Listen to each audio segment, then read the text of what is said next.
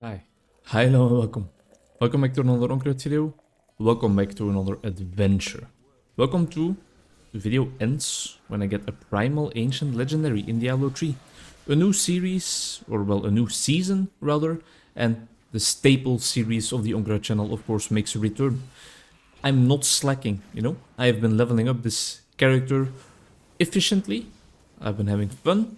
Maybe not as efficient as possible. Still have a full-time job and still have other activities that I want to indulge in, other activities I want to spend my time in. But the time has finally come. In the last Diablo video you saw me clear out Greater at level 70 of the solo variety, so now we know that primal ancient legendary items are prone to drop, that the possibility is there.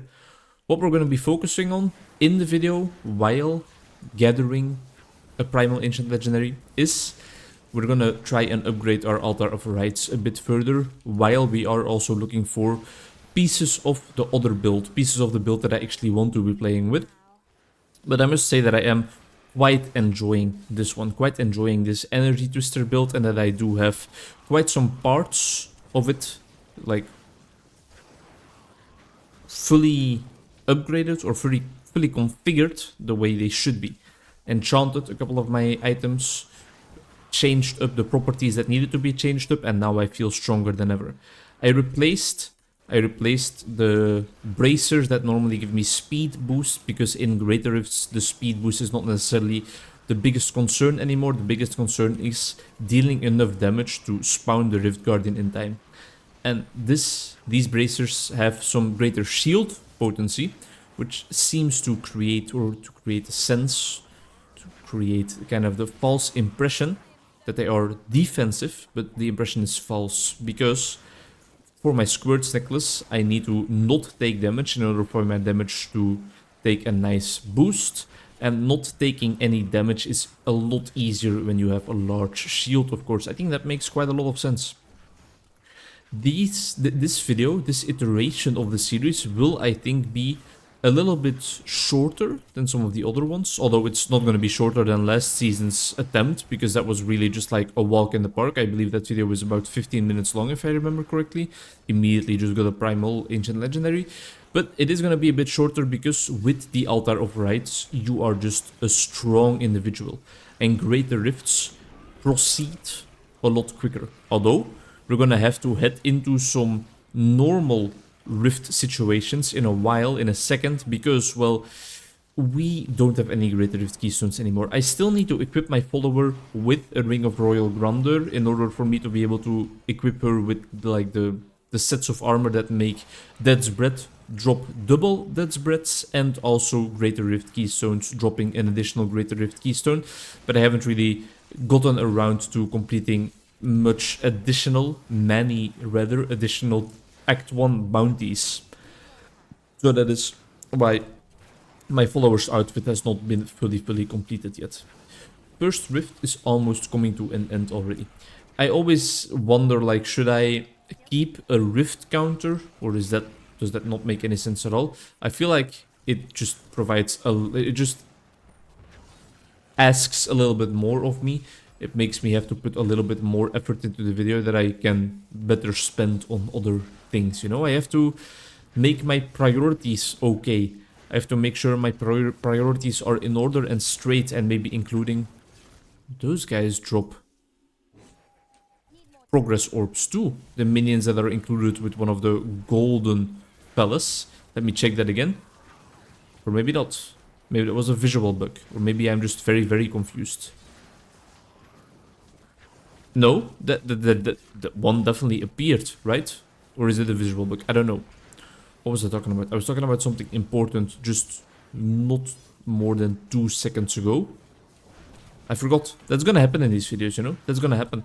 The ramble train is gonna derail sometimes. That's definitely something that is unavoidable. Unavoidable to say the least. I'm looking forward to it. I'm looking forward to this little project that I always try to embark on, this little adventure that I always make the time for. Oh, I was talking about making time for, I was talking about my priorities when making videos. Instead of putting the time and effort into adding a little counter onto this video while editing, I could be recording the next video already. Of course, I still want to edit this video, but I mean, save some of the time if we can by just not including things like that. But in your head, in your mind, you can keep count, you know?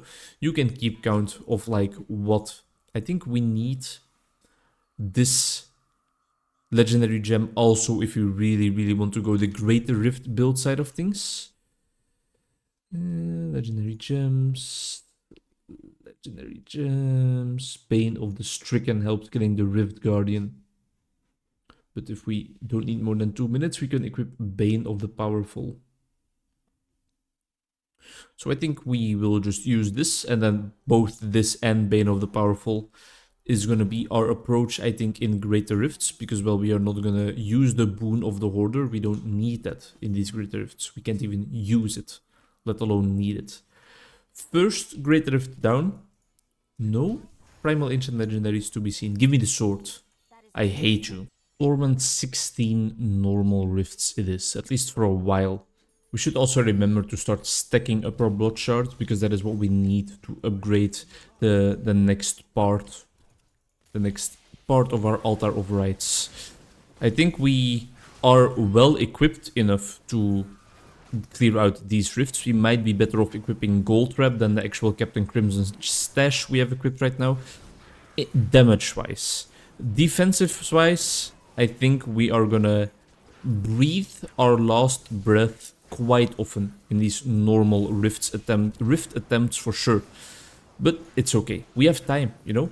We can slowly but surely become more tanky and become more well equipped to deal with the perils Blizzard throws at us in these rifts. We are just gonna take it nice and slow and easy. And slow and easy is exactly what these fights are, man. Once our Bane of the Stricken gets going, once we find some pylons, we have a power pylon right now, so I am biased in my damage, of course, but there's not much in the world of Diablo that stands a match. Look at that, man, it's just that easy. Firebird shoulders, that's all we're looking for. We're looking for Talrashas. I think, at least, I think that's what we're looking for. That's the build we're actually wanting, we're actually craving. What am I craving at this point in time? Not much. I'm quite satisfied at this moment. Had enough to eat, had enough to drink, feel enough warmth, feel enough safety. I have a roof over my head. Maybe a small craving, a small itch I still have is some heat. Because I am leaving in a while, so I don't have the heat turned on in the apartment. I don't want to let that heat go to waste as soon as I then leave the apartment. But it would be welcome, you know? It would make my day a little bit more enjoyable to be sitting in a nice and warm room instead of the Siberian temperatures I am enduring right now. Although I am giving meaning to my suffering, seeing the use to my suffering in a sense of at least I am sitting here in the cold, providing content for you guys. I'm enduring my pain because it is valuable to me, what I am doing in the meantime. Making Viktor Frankl proud. I am still working on the second book in the Wheel of Time series. I'm still working on the Great Hunt in Robert Jordan's epic saga. It's enjoyable. It's been enjoyable so far. I presume it is going to remain enjoyable. I don't think there's going to be anything that can like majorly change my perception of the book so far. The pacing is quite nice. The main conflict is progressing quite nicely, and it is like quite an exciting book, you know? You never know what's going to happen next. Just an enjoyable read all throughout. I don't mind his slow writing style. A lot of people complain about how descriptive this man is of everything in the world, but I can't seem to get enough of fantasy writers that really do that. Paolini did it. Tolkien was, of course, a big fan of getting us into his world, drawing us in by providing excruciating detail about what the world looks like, and Robert Jordan is no different, you know? He's no different, but I don't mind it. I even commend him for it. I even enjoy it. I must say, it's one of the parts of the books I enjoy the most. Makes it easier for me to completely get engulfed in those books. The fact that you know what the building they are entering looks like. You even know what some of the surrounding buildings look like. You know what the innkeeper looks like. You know whether it's a plump woman with a nice round bosom, or whether it's a stout man clearly not taking any shit from anyone. Although I must say, most of the time in these kinds of stories, and I think often also in real life, it is the plump woman with the large breasts that you should actually be afraid of, and that really, really doesn't take any shit. But I digress. I'm gonna start the third book probably after I finish the second book. That's normally how things go in life. You go to the third book after the second one is finished.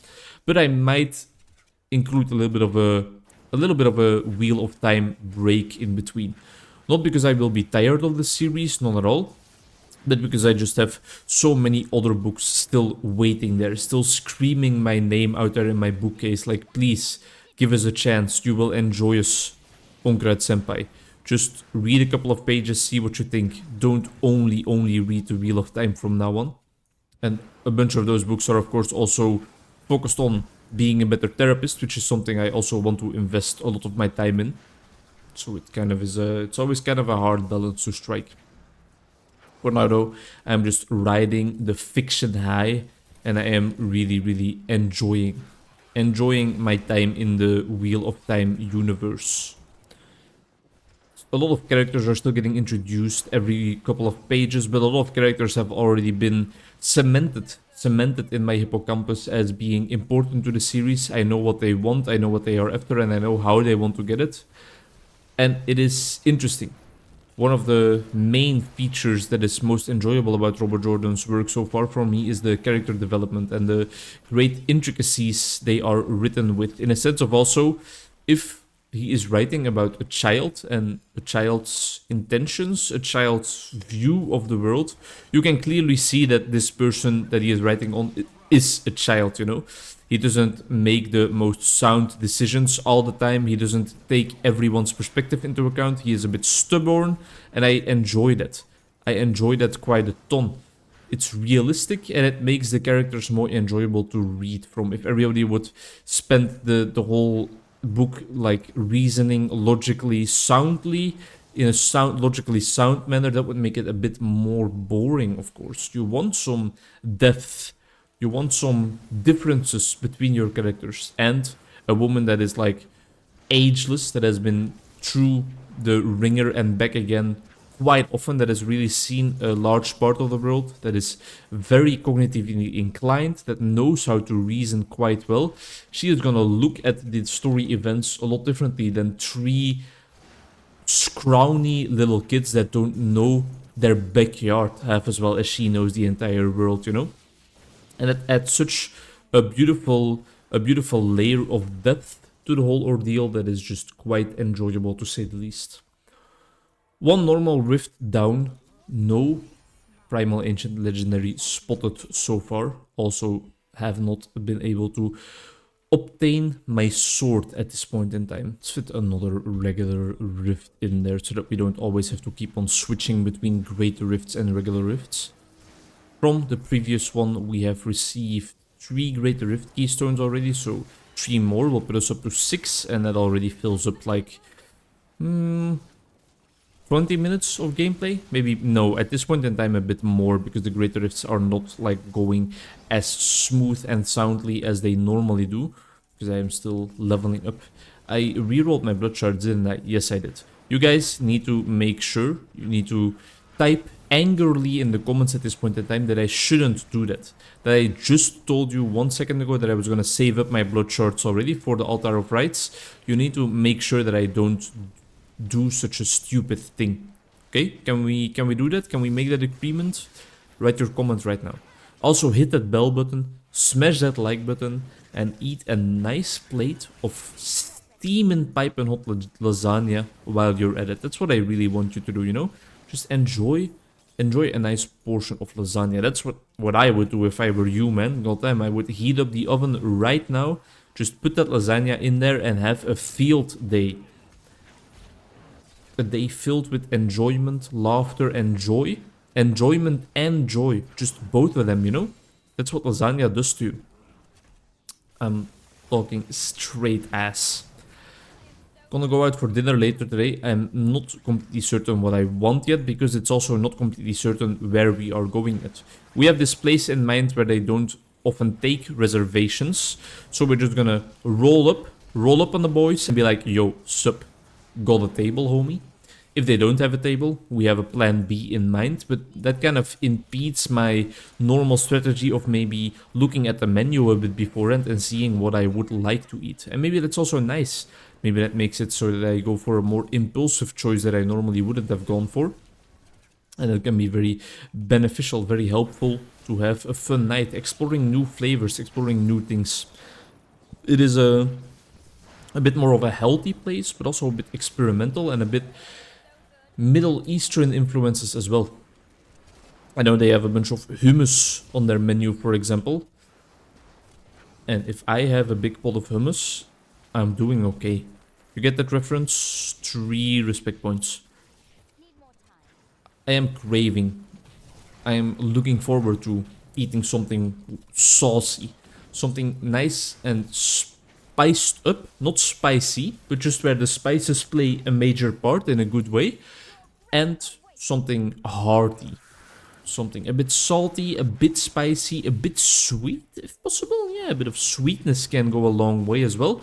Just a versatile dish. That's mainly what I'm trying to get my mouth like encompassing, my mouth surrounding. Just a nice and versatile dish that can really fit any mood. Because I'm not necessarily sure what mood I'm in. I was a bit confused at my mood earlier today. Met up with a colleague, and she often confuses me about my mood because she is one of the most like therapeutic persons I think I know. Let me elaborate a bit. I feel like she is always in her role of being a therapist, being a psychologist, which I greatly appreciate. This is not a negative statement at all, but it does make you always reflective and introspective and trying to figure out how you're actually feeling, because she often asks that questions like, how does that make you feel? What are you thinking right now? What is your opinion on this subject that you were talking about together? And I love it. I absolutely adore it, but I feel like it can have a burden, you know? It can have a burden. Sometimes you want to let go of thought, you want to let go of emotions for a second, and you just want to live in the moment without worrying about what you are feeling or experiencing too much. And she sometimes doesn't allow it, but I love her for it. And a colleague I appreciate. I appreciate all of my colleagues. At least more than most of them. Like really, it's a fun bunch to be around. Later this week we are going, not necessarily clubbing, we're going out for drinks and a little dance with the other group of colleagues that I am in, because I have been working at 2 spots for a while now. Although, well, I'm not necessarily working at the 1 spot anymore normally, but I'm still finishing off my clients. We're going out for some nice drinks, some nice banter, maybe a little dinner beforehand. It's gonna be a blast, and I really love meeting up with all my colleagues, because we, especially the fact that they are so different, both groups, that is like a whole added value that adds a little spice into the mix. Can you tell that I'm hungry because of all the food metaphors I'm using? A little spice in the mix, huh? It's nice to have both sides. And even in both groups, both sides can be present. Sometimes people in one group are very chill, very lighthearted, very emotional, and really making sure that everybody is feeling great. And sometimes people in that same group can be just like in a party mood. Don't think, just drink kind of stuff. And both can be valuable. Having both in your life is important. Having both in the same group of friends sometimes leads to a bit of confusion, but most of the times I think is very valuable. People that you can enjoy multiple different kinds of adventures with. Second, regular Rift down. No Primal Ancient Legendaries to be seen. That will conclude this little recording session. But I'll be right back in 1 second. For you, it's not even gonna feel like I was gone, you know? I'll just keep on talking, and then all of a sudden, bam, the other video will start. You thought I would have started the other video with bam, but I'm not gonna make myself have to remember to start the next recording session with bam. So I'm just gonna cut it right here. Just a quick pain, you know? Just a quick pain of ending of that recording session. Don't look back. don't look back in anger, but just also don't look back in general, disregarding which emotions you want to look back in. Doesn't make much sense. Which emotions you look back in. Which emotion you want to experience while looking back makes a bit more sense, but that rolls off the tongue a little bit less easily. Welcome back. For you, it's not welcome back because the video just continued. For me, it's welcome back. It's the next day. Had my clients, 2 clients instead of 3. One of them forgot his appointment, which is the part of the job I hate most. Not people forgetting their appointments, because that is very much human and very much, I mean, it's something that can happen. It's something that can definitely happen to every single one of us.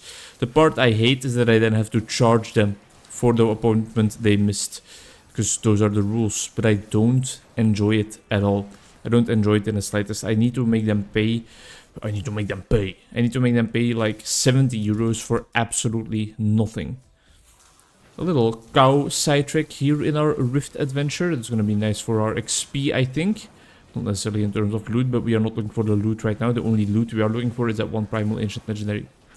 I hate charging people 70 euros just for absolutely nothing. Just because they forgot, just because they overslept. I mean, if they are sick or something like that, we of course do not charge them, because that's a case of like it being outside of your control. Or if your train is delayed or derailed, or if your mother all of a sudden had to take you to the pickle museum and you really can't get out of it. I mean, those are all things that are very much understandable. And of course, I'm not going to charge you any money for that. But if you're just like, hey, I overslept, I'm sorry. The rules are stupid, but they are still the rules. And I guess they are not actually stupid because they are just there. This is ancient already, right? No, it is not. They are not as actually stupid because we need those rules to make sure that we still own the money that we rightfully deserve, because otherwise, well, fuck, we're not going to be able to pay rent. Oh, this thing sucks. Does it? Yeah, I think it does. I think it definitely does. We have to pay rent. But it just, I hate it. It's about setting boundaries. It's about respect in a sense as well. But I think most people would associate it with like, it's about the client having respect for you, having respect for your time. But more often than not, I know that these clients definitely respect my time. And they just really just made a small little boo-boo, a small little error. So I want to respect their well-earned money, their hard-earned money, their stone-cold cash, you know? Those people have been working hard and long to get that 70 euros in their bank account, and then I'm just plundering it. I'm just going on a rampage throughout their bank account because I feel entitled to the 70 euros because they wasted a little bit of my time. Come on, man, that doesn't feel right. Then again, just having everybody be able to cancel their appointments in the very last second because they don't feel like coming or because they are too tired or anything, it's also a slippery slope into a case or into a situation where I would actually feel like there would be no respect for me at all. That I rarely feel somebody doesn't have respect for me.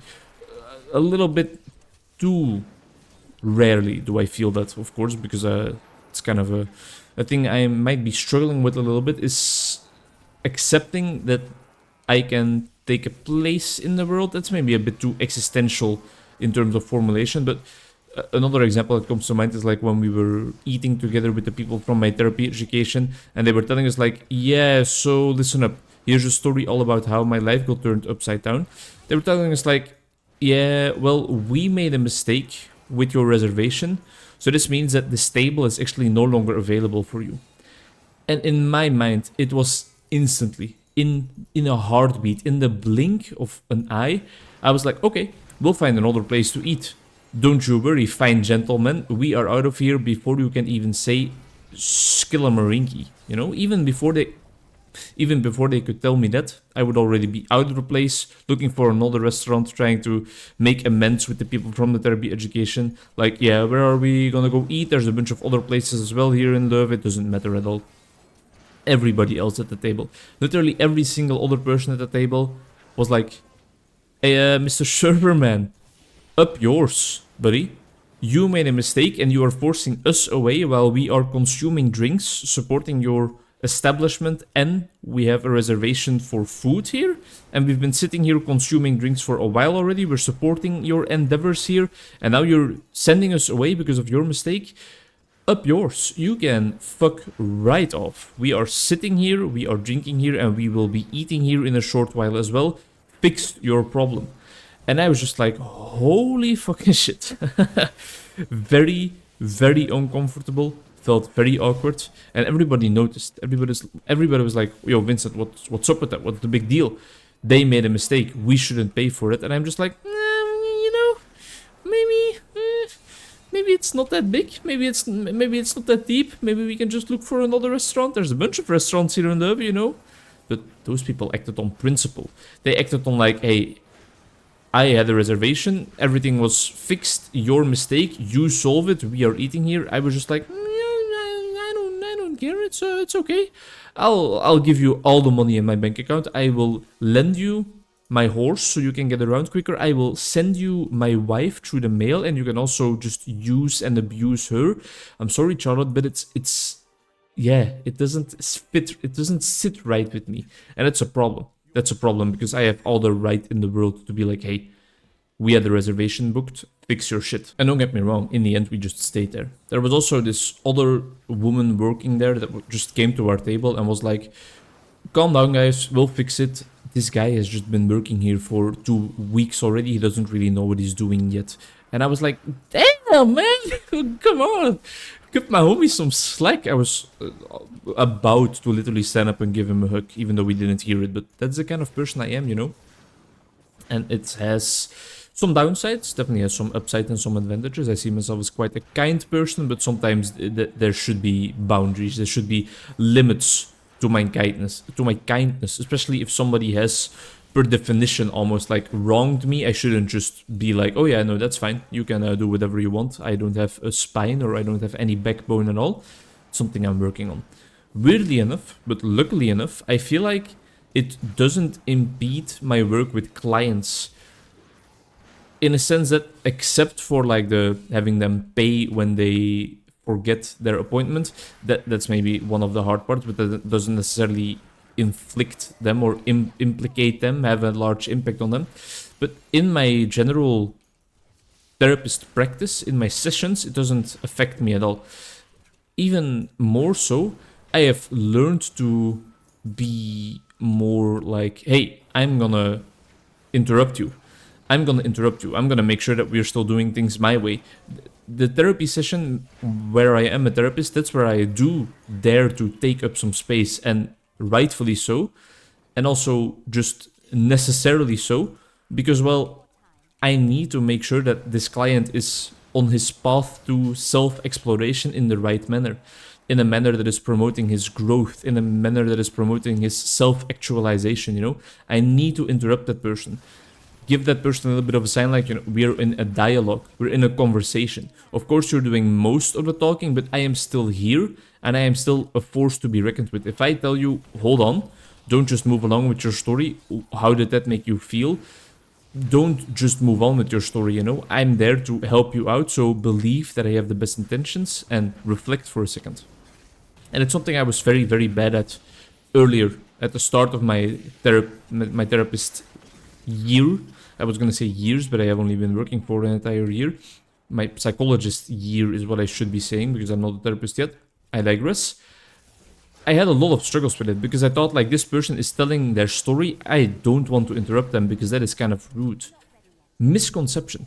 It would be way ruder to just have them talk, have them ramble on for an hour, even though you know that's not what's actually gonna get them better or help them fix their problems. That is way, way ruder, because you're just making them pay money for nothing almost.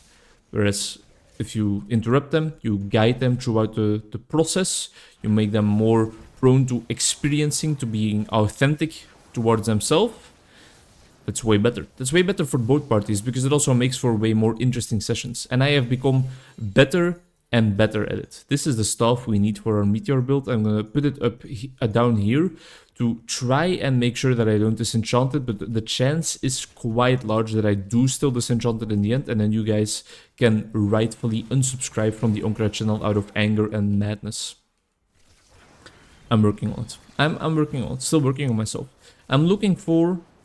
I'm not necessarily putting in the exact specific steps to actually go along with the process, but I have definitely reflected a lot on it, and I've kind of made my decision that I want to do it. I'm looking for a therapist myself. Not that I have any major issues going on at the moment, but just to increase the amount of time I spend reflecting and have someone help me in that reflection as well. Have someone do for me what I am trying to do for others, which is like make sure that I take the right path of reflection, make sure that I think about the right things, or the things that can help me to solve any of the problems I might be facing. It's not that there's anything, and I'll just finish my sentence, but I'll immediately counter it myself. It's not that there's something majorly wrong with me, and that's exactly what I was going to say then. There doesn't have to be anything majorly wrong with you at all in the slightest in order for you to go to therapy. Therapy can be beneficial for every single person, especially people with struggles, of course, but those struggles can be as small as possible. It still will be beneficial for you to go to therapy. Or it won't always be beneficial for you to go to therapy. It doesn't work for everyone, and the therapist-client fit isn't automatically perfect with every combination, but it still has the possibility to work for you.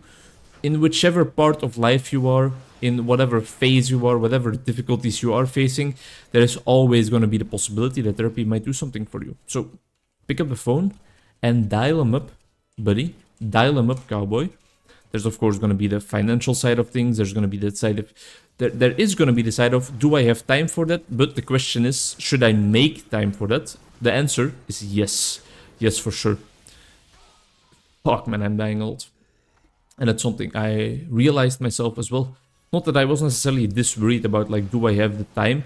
But the thought crossed my mind, like, yeah, that's gonna take up some additional space in my agenda, you know, in my week-to-week agenda, but it's definitely gonna be worth it. And if I don't think that's worth it, then how the hell do I expect, or why the hell would I expect of my clients to be there, to be in my therapy sessions? Why would I expect them to go into therapy if I am... abrasive towards going to therapy myself, if I am hesitant, maybe a better, more descriptive word, if I am hesitant to go into therapy myself, what does that say about me? That's kind of like a chef never tasting his own dishes because he feels like maybe they taste bad. That's a red flag and a half, man. Add some more salt to that shit. Add a pinch of pepper, freshly cracked. And that'll make the dish taste a lot better. What's happening in my mind right now? I don't know. It's gonna be a chill day still. I might focus on writing some reports, but I might also just record a whole bunch of YouTube. Who knows, maybe just record only this video, only a part of this video, potentially, even if I can't find an ancient primal legendary, a primal ancient legendary today. But I am just gonna let it wind down a little bit. You don't always have to focus on being productive. I have prepared something for my therapy education. I have almost all of my reports of the sessions I have with clients lined up in my filing cabinet already, so I have written them already. Just the 2 of today and 1 of yesterday are ones that I still need to write, and that's completely fine. I can do that tomorrow, because I have quite a large gap between my clients tomorrow. For now though, my working day is actually over. The only thing I have planned still is a nice padel session together with the homies. And man, oh man, am I looking forward to that. It has been a hot minute since I set foot on a padel field, on any sports field for that matter. It's gonna be cold. I'm gonna have to wear my thermonuclear underwear, which is any piece of underwear I put on. Fuck me. Because otherwise I will probably freeze to death. But it's gonna be worth it. Also seeing my friends again. Some of them I see barely that often. There's one guy in there that... Yeah, no, I would call him my friend, but I call people my friends a bit too quickly in some people's opinions. But there's one guy in there that is mostly like a friend of the other friends that I am exercising with. But I am just looking forward to meeting up with the guys, getting some live updates. giving some life updates potentially, but people that know me, maybe you guys already can make this assumption about me. People that know me know that I love listening to life updates more than giving them, because I am a bad storyteller when it comes to my personal life, for sure. That is an insane amulet. Holy shit. And don't you worry, child. Ooh, we might need this for our build. I'll look it up. I will not disenchant this item right here, because I know it is what we need. So, this weekend disenchant, right? A Talrasha's piece, a boot piece, a pair of boots that we might need, and a weapon that we definitely need. I will put it in this tab. This is kind of the tab that also includes some of the just very important items. Let me quickly look up whether I need those boots. I absolutely do. And it was like, what am I looking for? Transmog unlocked. So it is the first time I ever got them. So very welcome. Let's head in there for one more regular rift, and then we will have almost 15 greater rifts to smash through. Also notice that I have not been disenchanting or not been using my blood shards, because I know that I need that for the Altar of Rites. Everything is coming up in Millhouse. Everything is going great. Also gonna spend some more time reading today, for sure. I spent a little bit of time reading already while I was waiting for that one client not showing up to respond, because I thought like, well, if you respond right now, I know you live close to the practice, you can still come in. But I only got my answer like an hour later. So after 45 minutes, I got the hell out of there. Got the hell out of my workplace, cycled home, had a nice lunch. Really went out of my way to cut up a little avocado, cut up a bit of cucumber, cut up a nice spring onion, put that all on some toast with some spices intertwined, with some spices in the mix, and man, oh man, did I enjoy. Nice little vegetarian lunch. Tasty. Tasty as hell. Also just fueling. Something I will definitely need to exercise later today, because I am not exercising well at all. I'm not going out for many runs. I am going out for a run on Friday again. Really looking forward to it. My running partner was on vacation, which is not necessarily supposed to be an excuse, because you can just go for a run on your own. But I do notice that it is a lot more difficult to find the motivation to go by myself compared to when I can go with her. Just makes it a bit more fun. It makes it a combination of investing in my health, in my physical health, and also my mental health, because I am doing something of the social variety, you know, meeting up with some friends. And that makes it a-okay. So that's pretty much going to be the rest of my Wednesday. Still reading The Great Hunt by Robert Jordan, of course. Really enjoying the book. Really looking forward to getting into some non-fiction books again after this, though. I have a whole bunch of books by the famous psychiatrist / psychotherapist Yalom lined up. Especially the one about his fear of death that he wrote together with his wife, who has already passed away. I'm really interested to look at those perspectives and see what he has to write about that. See what I can learn from that about me as a person, about me as a therapist, and just about life. About the existential given of death, and therefore also about life, because they are counterparts, but they balance each other out. Something I discussed with a colleague yesterday, a very wise colleague of mine, that indeed life is limited. And as Yalom says, because it is limited, because there is a certain deadline, that makes you inclined to spend your time wisely, because you know that you don't have an endless amount of time. So you better spend it wisely, you know? You better spend some time reflecting on, am I living a valuable life? Am I living the life I want to live? Because it's limited. It always reminds me of some weird, random shit Aaron Hansen of Game Grumps once was blurting out during one of the episodes. I know this fragment very well because it is intertwined. It is put into one of the compilations that, with the title like, "What the fuck are you talking about, Aaron?" which I often listen to while falling asleep. And he's calling a cab and she's taking a smoke and now he's taking a drag. And he tells us like, Dan, flowers are only beautiful because they wither. And there's something so true and so poetic to that. Even though it is just complete bullshit he blurted out right in the moment. He might have heard it from somewhere else, or somebody being actually profound and actually talking about the deeper things in life, the macro dimension, if you will. But it always, thinking about how death makes life limited, always reminds me of that. Life can be beautiful, or you can make your life beautiful. You can get motivated to do so because you know that after a while, it will end. It will all be over. So you better make it worth your while, you know? There's something beautiful about that. Sometimes YouTubers are a lot deeper than they think. No? How about that? Something I aspire to achieve, maybe. Because I feel like I am also always just blurting out complete ass. Maybe sometimes. There's something seemingly a bit profound in there too. That's at least my dream. That's what I hope. I do know that some of my more psychoeducational videos, so me giving an explanation about certain things in psychology, have helped some people. People, for example, doubtful about whether they should get into cognitive behavioral therapy, sometimes have a lot on, get some support or get some security, some surety by watching my What is Behavioral Activation Therapy video. And that's beautiful. That's really mind-bogglingly cool. That I can help someone get excited to explore their demons, to explore their dark side and to face their demons, rather. It's not the sort we are looking for. Process of looking for that sort is, of course, a bit slowed down now because we are no longer spending our blood shards at Kadala. But it is worth it. It is worth it because I want to get that altar of rights mixed up as soon as possible. I think I will be coming up on the level where we have to upgrade it by sacrificing a challenge rift cache, which we have lined up nicely in storage. We have prepared. We have meal prepped already. These are going to be the last couple of enemies that I have to kill before the Rift Guardian graces us with its presence. Wow, my brain stopped knowing how to pronounce for a second there. Jesus Christ, get your shit together.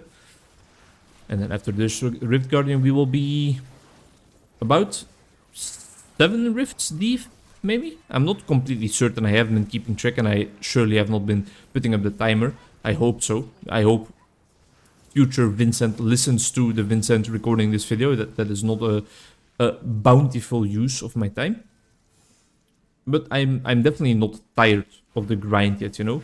And that would be worrisome because this could go on for an hour or 3. So if I would be tired right now already after about like probably 40 minutes, yeah, no, that would not be the best fit. Then I would probably be better off just quitting the recording process altogether and recording some Minecraft. Something a bit more lighthearted, something that doesn't get me all riled up and worked up. And there we go. Used some Kanai's Cube magic to create the set that we actually want to play with. Let's quickly see if we can actually match the pieces together already that we have. I was looking at this screen, but my camera is over here. Let's see if we can match the pieces. I can assure you that we are not cooking yet. Not in the slightest. There's some damage there already, but it is nothing to write home about at all. Let's get back on the Greater Rift grind. Let's go straight in with 77, because we still need to increase our blood shard capacity a little bit in order to progress the Altar of Rights. But this is gonna be quite the fight we are facing here, I think. We're gonna have to get a bit lucky with how the Rift turns out, and with elite placement, with pylon placements. I have started recording again, right? Yes, I did. The Meteor build is still lacking some heat, you know? We definitely still need our helmet for in our cube. We also still need our offhand for that build. But we are slowly but surely getting it together. Am I gonna switch? I think so. Or well, unless the damage is absolute ass, then I might not switch. But for now though, I'm just enjoying this build. Last time I played last season, I think, or maybe 2 seasons ago already, I'm not sure, but I think it was last season. I played with Monk again, and I also started off with like the season journey reward build.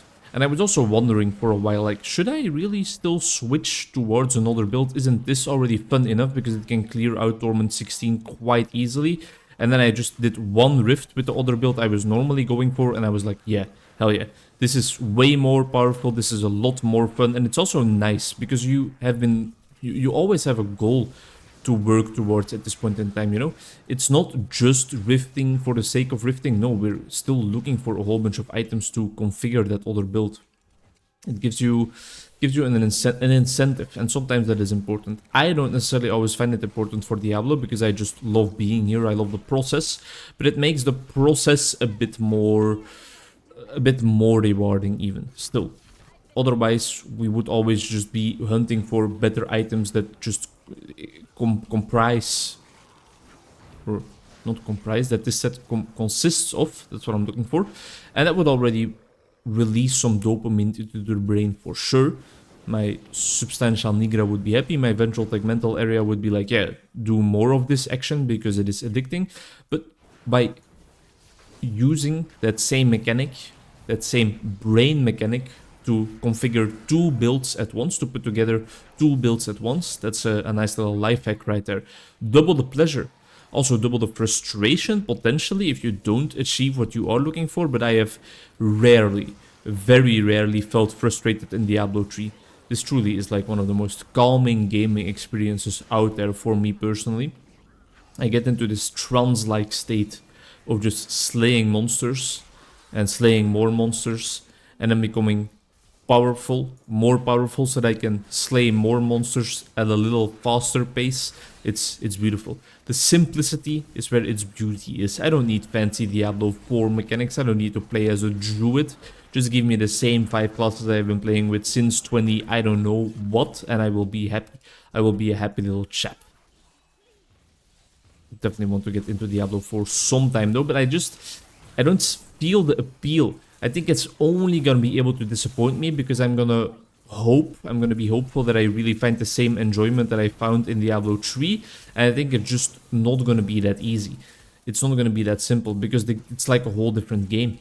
It's way more inspired by Path of Exile, and I enjoyed my fair share of Path of Exile, don't get me wrong. I have some time slotted into that game as well. I have invested some time and effort into that masterpiece created by Chris Wilson at Grinding Gear Games too, but it's still different. It's different from the beautiful, beautiful moments I have had in Diablo 3 already. Together with friends, mostly alone also, just in general, the years on years of grinding, coming to a point where you can destroy anything on screen with a snap of a finger like you are cosplaying Thanos, throwing that character away into the abyss, forgetting about it completely, and then just doing it all again the next season, you know? That's the beauty. That's where it lies. Apparently we completed another set that looks like one of the fierce sets, if I'm not mistaken. I should be upgrading this gem, definitely, if we are looking for the actual push of Greater Rifts. We need 30 more blood shard capacity, and we have saved up enough blood shards also that the next rift will be the point in time where we can finally upgrade our altar of rights. I'm looking forward to it. 80 should do the trick, right? Let's go. Let's head straight in there. If we can find a way to the enemies. Okay, we are probably gonna lose our life in one of these rifts sooner or later, and assuming or looking at the speed, my health bar went down right there. We can, I think, safely assume this is gonna be the one potentially. But so far,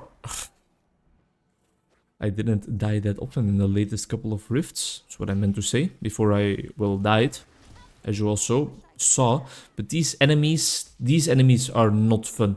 They are not fun at all. The one that do the big suck. Normally I am a fan of getting the big suck, don't get me wrong. I am a big suck enjoyer any day of the week except for Wednesday. And wouldn't you know it, today is in fact actually Wednesday. My dudes, oh Jesus Christ. Scary. Scary rift. Scary monsters.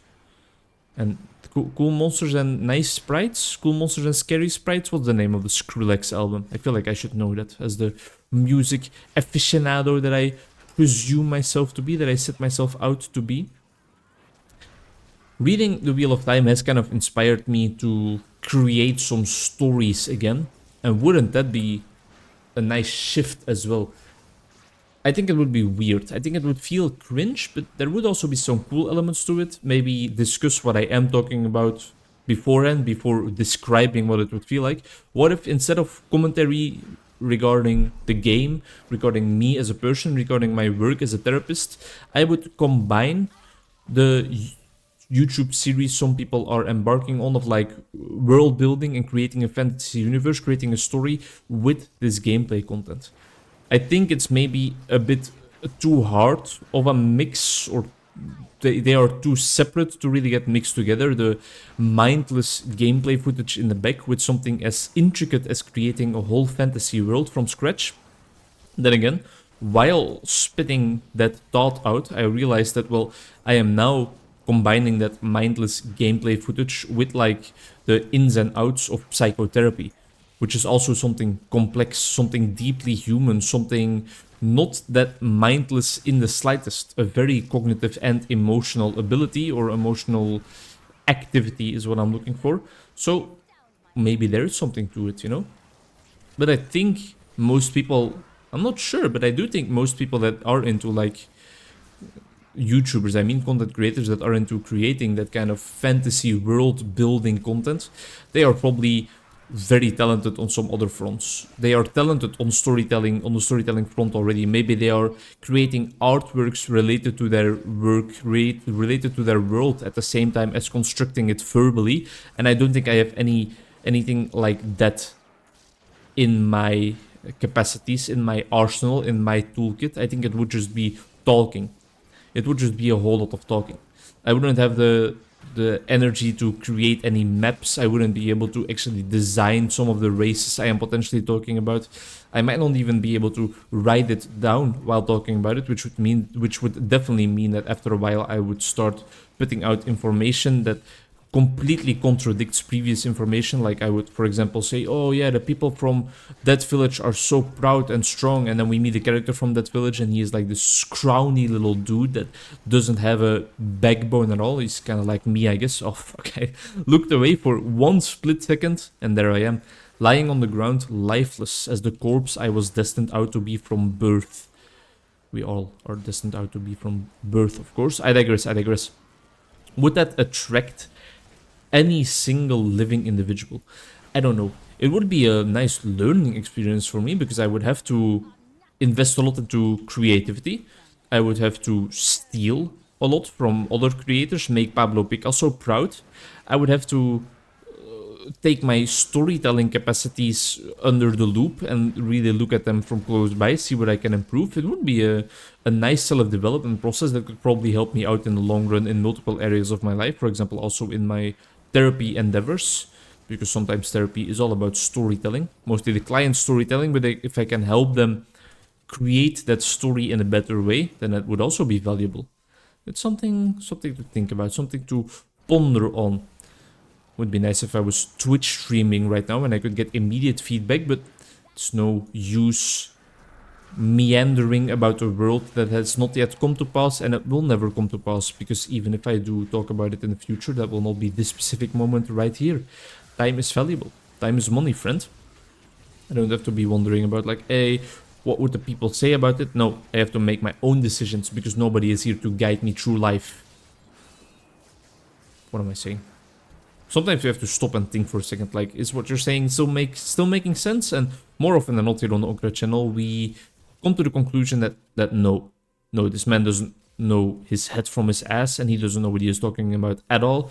Don't listen to him, don't heed his advice. Sometimes, in very rare occasions, there's like a little bit of profoundness, a little sprinkle, a little teat of value to suckle on, and just get a couple of drops of information out there, of advice out there that really can help people. But more often than not, you have to just clear out a path through a jungle, a closely grown forest of absolute bullshit. And I wouldn't have it any other way. People that dislike that are just haters, and they are just jealous of the fact that I can press record, say nothing that has any use or that is proficient in any way, shape or form, and still rake in those thousands of views that I do with every single video. You know? People don't understand. People are just jealous. They are haters. I can also unlock one of these powers right at the bottom that make my potion a lot stronger, which I should definitely do. I can do it because I disenchanted that first primal I got, and now I need like 2 others, I think, to do that. Yeah, 2 others. But the next power I actually need to unlock seems to be this one right here. Pets pick up and salvage common, magic, and rare items. Oh yeah. Oh, I can do everything. I can do everything in existence. I don't know if I can do everything, but the next power we have to unlock is apparently all the way at the top here. Pulse of Reflection lasts for the entire season. Sure. Oh, here we go. We have this one as well. What do we have? Right here at the bottom. Pets pick up Dead's Breath. 5 short. Wait, no we're not. No, we're not 5 short at all. We are progressing like we are progressing up a storm. That didn't make any sense. I'm not even gonna identify these men. I'm not even identifying them. This is apparently the next one. Melee damage reduction. Sure thing. Oh, come on, man. That's boring. But now, whenever we do pop our potion, we get a little shrine effect. So that's gonna be nice. It's gonna be nice to stack up. It's gonna increase our damage a little bit, or increase our defensibility or our versatility, depending on what type of shrine effect we get. Either way, it is very, very welcome. I'm looking forward to exploring these new options that we have now. And additionally, our pets are now doing way more. That's just for quality of life, those upgrades we unlocked, but I mean, I love myself some increased quality of life, of course. You won't catch me looking a gifted horse in the mouth anytime soon. I am very glad with any type of upgrade I can get, with any type of change I can get, even. Seems like we are not dealing any damage to these people. I hope they were just tanky and it's not something that I did wrong or something I changed up about my build accidentally, but I don't think it is. Use our health potion again to start stacking up the shrine effects. Now we already move faster already with an increased pickup radius, and we can just keep them going. Every 2 minutes a new shrine effect will be added onto our arsenal if we do remember to press the Q button. The Q button often. My pronunciation has been absolute shit today. But circling back. I think it would be hard for me if I do embark on that world creation journey, that world building journey, to not steal too much from the authors that inspire me. I feel like I would automatically start thinking in terms of the Wheel of Time series, in terms of Lord of the Rings, in terms of Aragon. I would automatically start thinking about dragons and prophecies and magic systems that rely on words, for example, like both the ones in the Wheel of Time and the ones in Aragon do. I guess the Wheel of Time doesn't necessarily rely on words all that often, but words can definitely help in that magic system. One of the best magic systems out there, in my opinion, though, from the ones I have encountered through my fiction reading journeys. The Wheel of Time one, that is. Robert Jordan, good job. If you were alive, man, and you would see this video, you should know that I am proud of you, buddy. He's dead though. And if he was alive, the chances of him seeing this video, potentially like a little on the slim side, but I don't want to shoot myself in the foot, you know. Who knows, maybe he would have been a major Onkruid fan. Maybe he would have liked to learn what it is like. Wow, no, he probably wouldn't have watched me just for that sentence alone. Maybe he would have wanted to know what it is like to be a therapist and listen to my videos. He wouldn't watch them because that guy is definitely not going to be interested in Diablo, but he would have listened. I believe that. If Robert Jordan would have been alive, I think he would have listened to my Onkruid videos for sure. Especially if I am praising his series through the roof and even a bit further beyond. An author is probably, I hope most authors don't only do it for the positive feedback, because that will be hard, because there will always be critics, and people that enjoy your books will not often, I think, or not often, will not always voice their commending. They will not always voice their appreciation. So I hope that he doesn't solely rely on appreciation that he gets from people he doesn't even know. But it is always nice to hear, right? It's something Rick Rubin talks about as well. It's like, you should never create your art for other people. External motivation should never be the sole motivation for your creation. You should do it for yourself. And that's definitely what this Onkruid channel has been about since day one. That's definitely what it's been in a bit of phases. Sometimes I'm like, whoa, this shit gets a lot of numbers, I need to record more in this. Sometimes I'm just like, for example, with the latest Diablo video, I'm like, I feel like playing Diablo. I feel like creating something. I'll press record, I'll see where life takes me. Because life sometimes takes you on some pretty crazy journeys, man, I can tell you that much. But you need to be open to it. And you guys need to be open to enjoying those journeys with me. If all of you just stopped watching the second I stopped uploading Minecraft, or the second I stopped uploading League of Legends videos, well, we wouldn't be here. Maybe I would have found a different hobby. Maybe I would have already had an entire fantasy universe thought out, and my books would have been in the shelves for years. You don't know what potential lives you can live, what alternate universes there are. the best thing you can do is make the most out of that one singular universe you are in at this point in time. Some free life advice here today on the Onkruid channel. You know and love it. You love to see it, and that's why you're here, right? To become my client. I need to repair my shit, because everything is broken. Kinda gives me some The Witcher 3 PTSD. I should record some more The Witcher as well. It's been a while. It's been a while since I've gotten into some habitual recording because my backlog is so large. God damn it, can I stay alive for one whole thought, please? Might record some Witcher after this. And the question is, like, what is after this? Am I gonna take a break? Am I just gonna keep on recording for hours on end until I get that primal? What is my work ethic regarding this project? Because it's something crazy I always do every season, but it does take up quite a lot of time. You can bet your sweet bippy that it does. God damn. There's some time invested here. It might seem low effort because of my rambling, but it does still, like, take up the entire day if I would let it. And it's the beauty. That's the beauty. There's no beast in this scenario. if you take me out of the picture, because of course I'm the beast in the scenario. I'm becoming more and more cringe the further the video is progressing, and I think that is a bad sign. I wanted to go for a run today as well, but it's not gonna happen. It's not gonna happen because I will be sweaty, stinky, and smelly. I will need to take a shower, but I showered yesterday, and I'm gonna have to shower after the padel session later today also. And showering 3 times in less than 24 hours is a bit over the top. I'm paying the water bills around here, you know, so I don't want to get into that type of habit. I don't want to I don't want to be a hygienic person. Let me bathe in my own filth a bit longer, please. I could, if I follow that philosophy through all the way to the end, I guess I could just go for a run and sit here stinking up the place without a worry or a care in the world. But that's maybe not the kind of life I am interested in either. There has to be some balance, you know.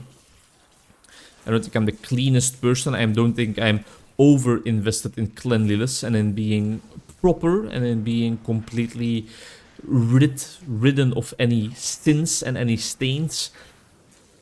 I'm not extreme in that, but I do appreciate, like, things being tidy a bit, you know? Things being in order, things being clean, slick. Things being organized a little bit. Maybe organized is also important for me. Rift Guardian, buddy, you are gonna take it, and you're not gonna like it, but you are gonna take it either way. I am just gonna absolutely destroy this Skeleton King imposter. You can spawn all the ads you want. You are not killing me, buddy boy. It would be quicker for the both of us if you could just pass on. Pass on to the next realm. Apparently doing that once was not okay for you. There's a little fly floating around in my room. It's making me go absolutely nuts. So, Susie, we got a jingle jangle problem over here. Stan's going, nah! You get that reference? 3 respect points. There's a lot of... I thought for a second there would be a little primal in here because there was a whole lot of drops and I couldn't quite distinguish between what was red glowing and what was not, but it appears none of them were red glowing, so I have nothing to say. Ah, isn't this lovely? Isn't this lovely? I can just press the record button, enter a rift, and I don't need to worry about whether my shit is set up correctly, whether I am still on the right quest in The Witcher or anything. No, I can just press play, press record, and that's it.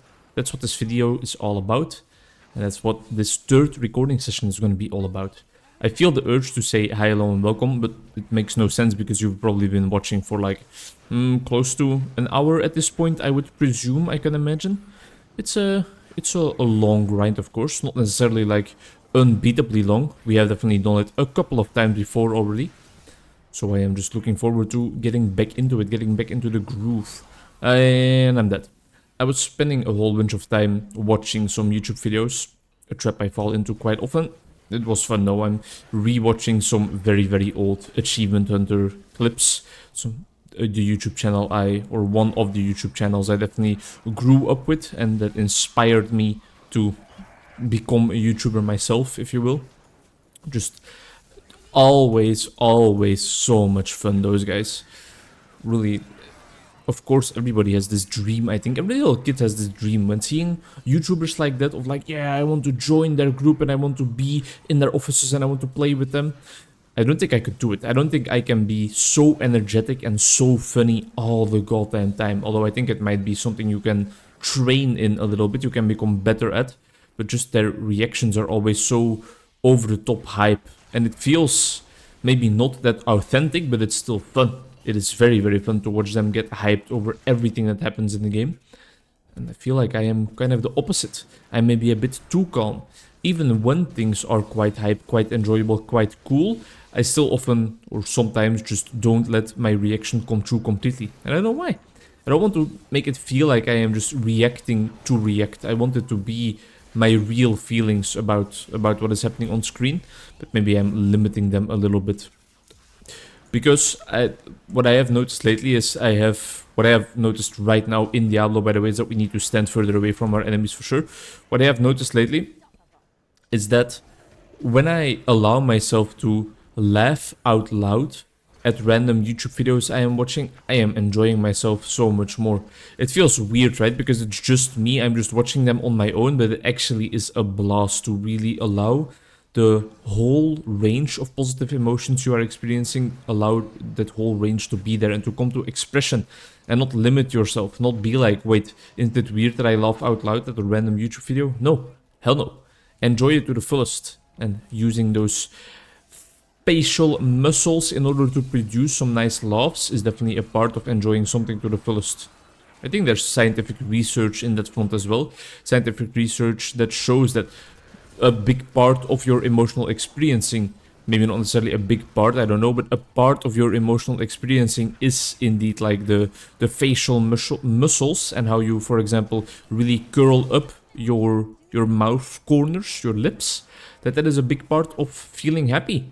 Actually externally, non-verbally communicating it through your facial expression. Something I, as a therapist, have to pay a lot of attention to. If somebody is smiling while telling a very disturbing story, for example, I might be like, there is some incongruence afoot here. What's happening? What can I do to make it safer for you so that you can actually express the emotion you are feeling, which I suspect is like pure agony and pain? Why are you smiling? I don't think you want to smile. Interesting stuff. 4 clients today. 4 good sessions. Yeah, 4 good sessions. No major difficulties. Maybe here or twice I got stuck a little bit, but I feel like I meant something to the clients today. I feel like I added some value to their days and to their lives and helped them with some of the struggles they were facing. 2 male clients, 2 female clients. Perfectly balanced as all things should be. 2 more clients later today. My Thursdays are a bit crazy. I often have work in the morning, then I go home for a while, and then I come back to work in the evening. It's quite cool. It's quite a nice vibe. I'm still getting used to it a little bit because my schedule hasn't been like this for too long, but I think I am quite enjoying it. It gives me this opportunity in the middle of my day to record or to do something else fun, to meet up with friends. It's what I did the last couple of months, the last couple of weeks rather. It also allows me to have some time to write up some of the reports that I have not been writing for the rest of the week, so that's something I definitely should make the time for today. But it's also something I might just do in the evening or tomorrow throughout the day. It's hard to find a balance between like, yeah, I know I should still write those reports, but I also want to chill after a work day, of course. It's quite hard to find like the exact right daily schedule or daily planning in that sense.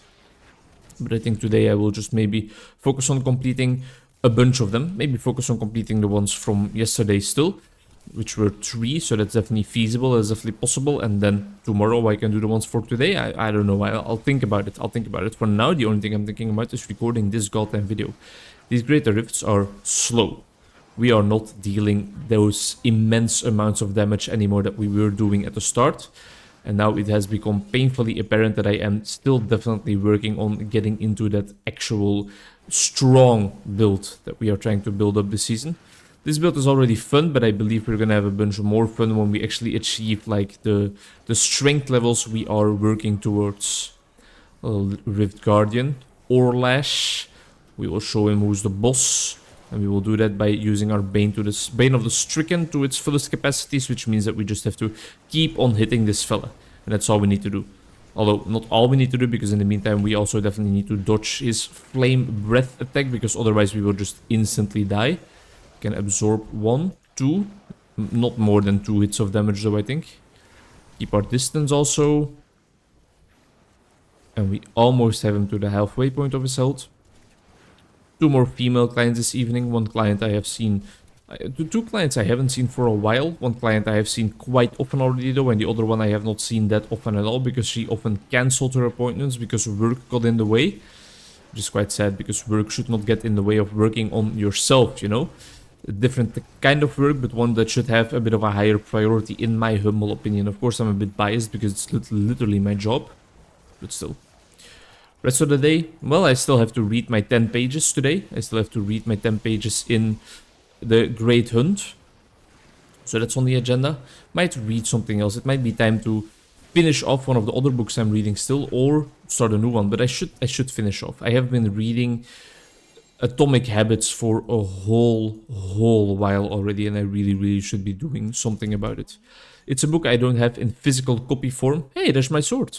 I don't have in physical copy form, so that makes it a little bit harder to really finish it, because I need some preparations to be in order before actually reading, because I'm reading it online. But most of the time I don't have so much struggles with it. I don't know why this book is taking its toll and not making it easy for me to read.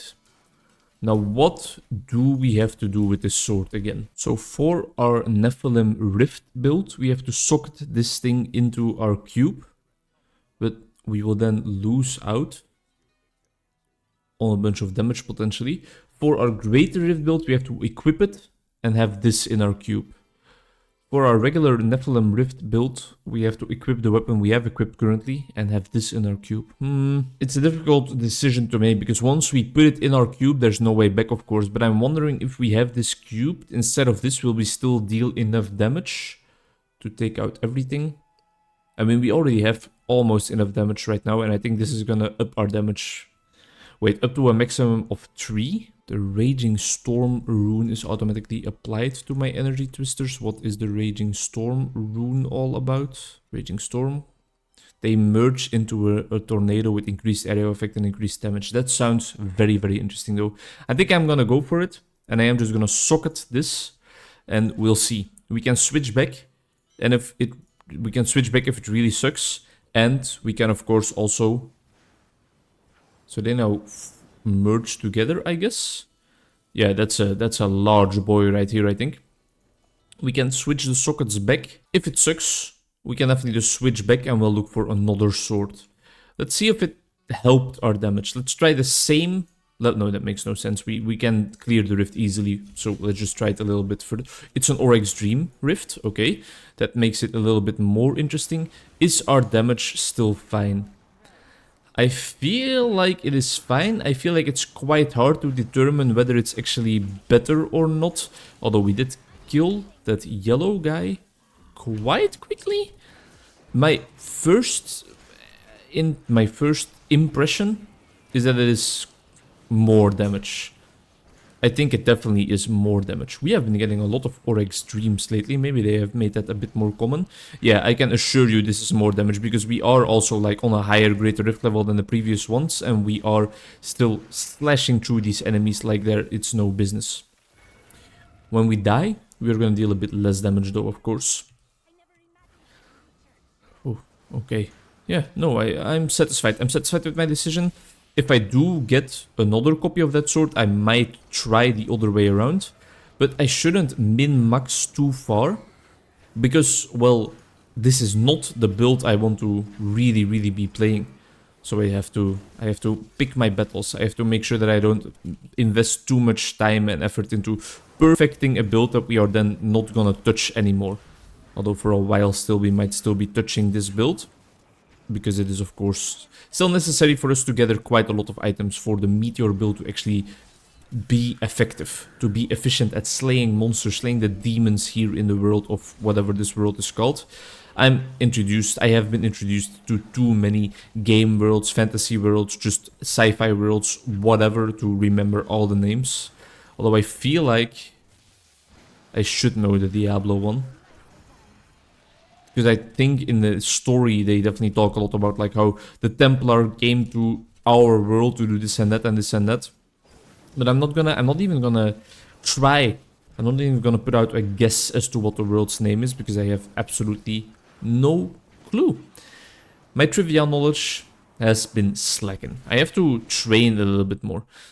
I have a quiz this Saturday, a trivia quiz. It's one of my hobbies. I'm looking forward to it, but I feel like I'm not necessarily gonna be that big of a bonus to my team. Although I must say, the last quiz we went to was a blast, and I had quite some answers up my sleeve, even some answers that the rest of my table didn't know. That's always nice, getting some table solos in there, because that shows you that, well, you're a valuable asset to the team, you know? They would not have gotten that question correctly if you were not there, and that is a great feeling. Especially if they ask questions about my niche, which is, I think, a little bit pop culture. It's definitely like YouTubers, and it's also games, but sometimes, or most of the times, the game questions they ask are either impossible or they are possible to an extent of that the other person on our team that knows a little bit about games can answer. They asked Geralt of Rivia, for example, which was a table solo. The rest of the quiz team did not know that. They asked Borderlands, which was also something no one else in the table knew. They asked nerfing, the process of kind of tweaking the game's mechanics and making stuff weaker, because nerfing is all about making stuff weaker, whereas buffing is all about making stuff stronger. Table also did not know that. No, wait, the table did know that. Yeah, I'm lying. And then apart from games, they asked the Draco Malfoy's father's name, which I knew. They asked the Bilbo Baggins' name, which everybody in the entire room, of course, knew. They asked the name of Kanye West's new wife, which I knew because I knew that they were going to ask that at a future quiz, so I studied that by heart. I swear I did it for the quiz knowledge. There were no other incentives behind my search. Although if you do look at my search history, it will definitely say just like Kanye West's wife. Or no, even who did Kanye West post on his Instagram? Because, I mean, the pictures are... Yikes, my homie. There's something... And I have to choose my words. There's something endearing about how greatly he appreciates his other sides, his other half's beauty, but there's something a little bit disturbing about this as well. I'll just go out and say it. It's a little weird, little bro. It's a little weird. I must say there's something cute about it as well. There's something somewhere over the rainbow is a little romantic, but in general, I think many people will just find it extremely weird. Me kind of included, I think.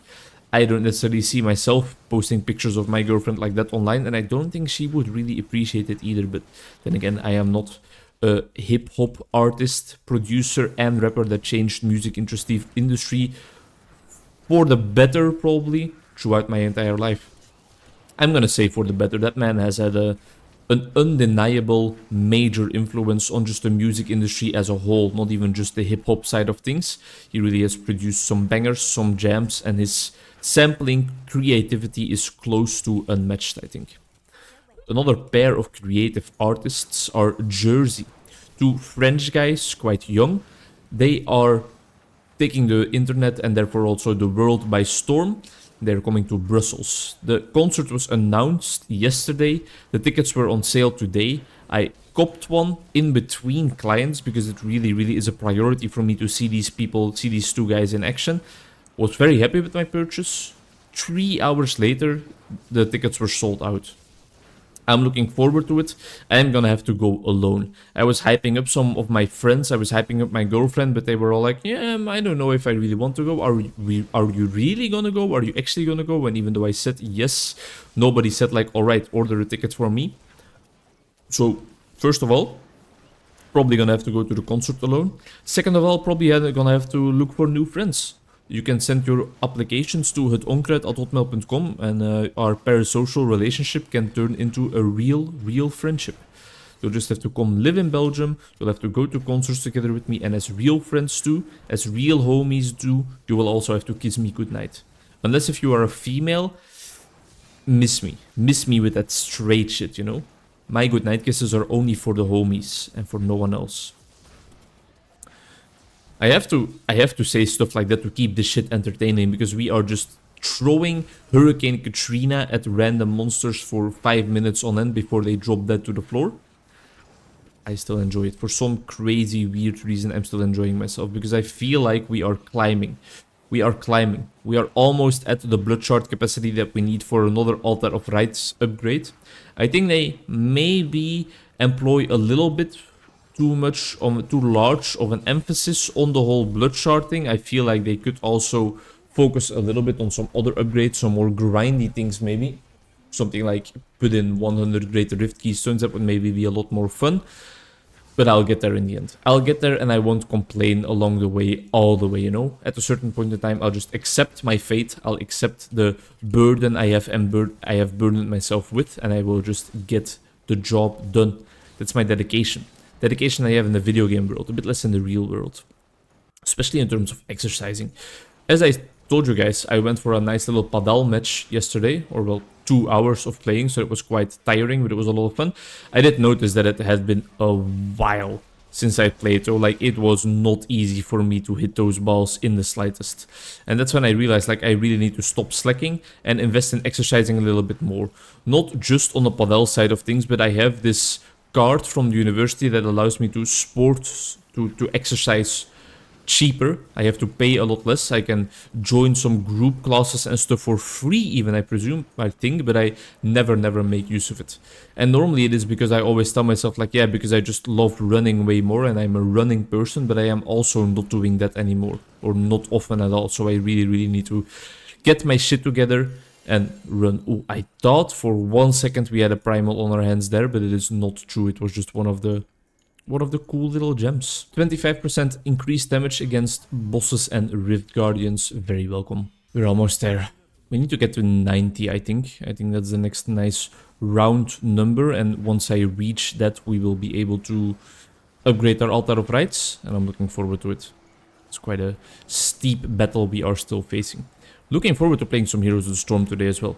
Just played 1 game of it yesterday together with my nephew and I had a blast. That game is fun. And they're even updating it. They're introducing some changes which they said, I believe they said they were not gonna do. So that is a very nice surprise by Blizzard Senpai.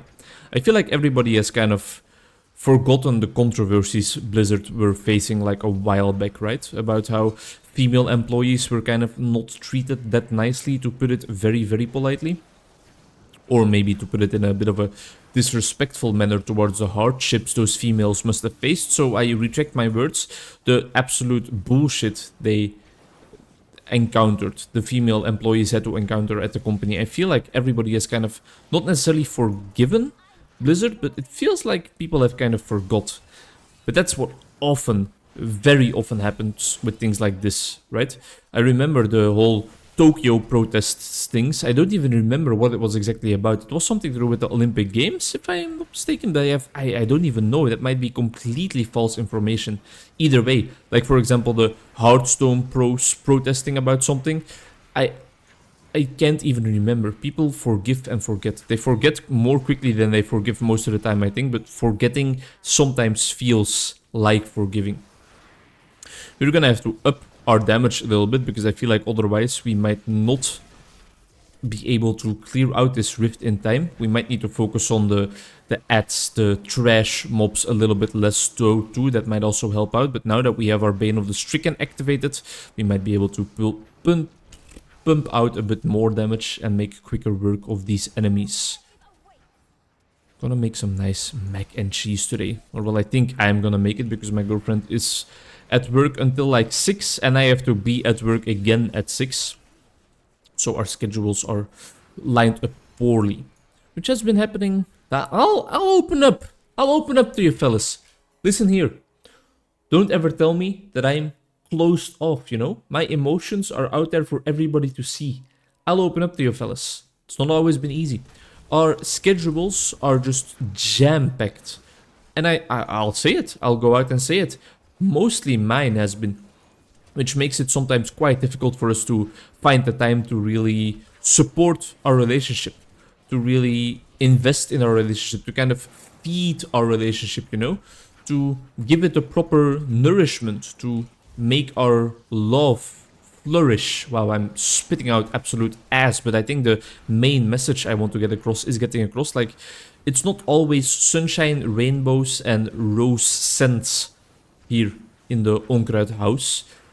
But we're working through it together, and I'm quite proud of us for doing that. I'm not worried about us breaking up or anything. I think we have a strong relationship, to say the least. We have gotten through some shit in the past too.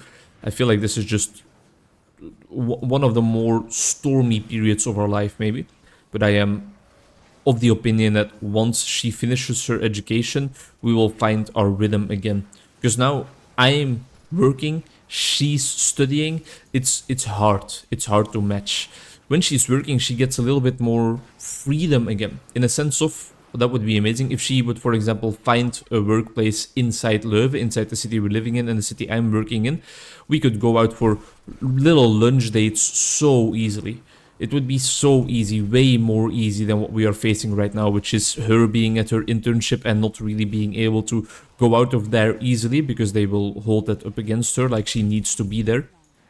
She needs to finish the hours, she needs to invest the hours and the time. And I can just be like, yeah, I'll plan my clients around my plans. So if I want to go out for lunch, I'll just make sure that I don't have any clients at the midday. She can't do that. And if she is working, my hope is that she will be able to do more stuff like that. And we will be able to see each other a bit more throughout the day. Because now we spend most of the evenings together. And I really, really enjoy that already. Just being together. Even if she is browsing TikTok and I am reading my books, I find that absolutely fine. It's a bit harder for her. She is more looking for like actually doing stuff together, like watching a show together, going out for a walk or going out for drinks together.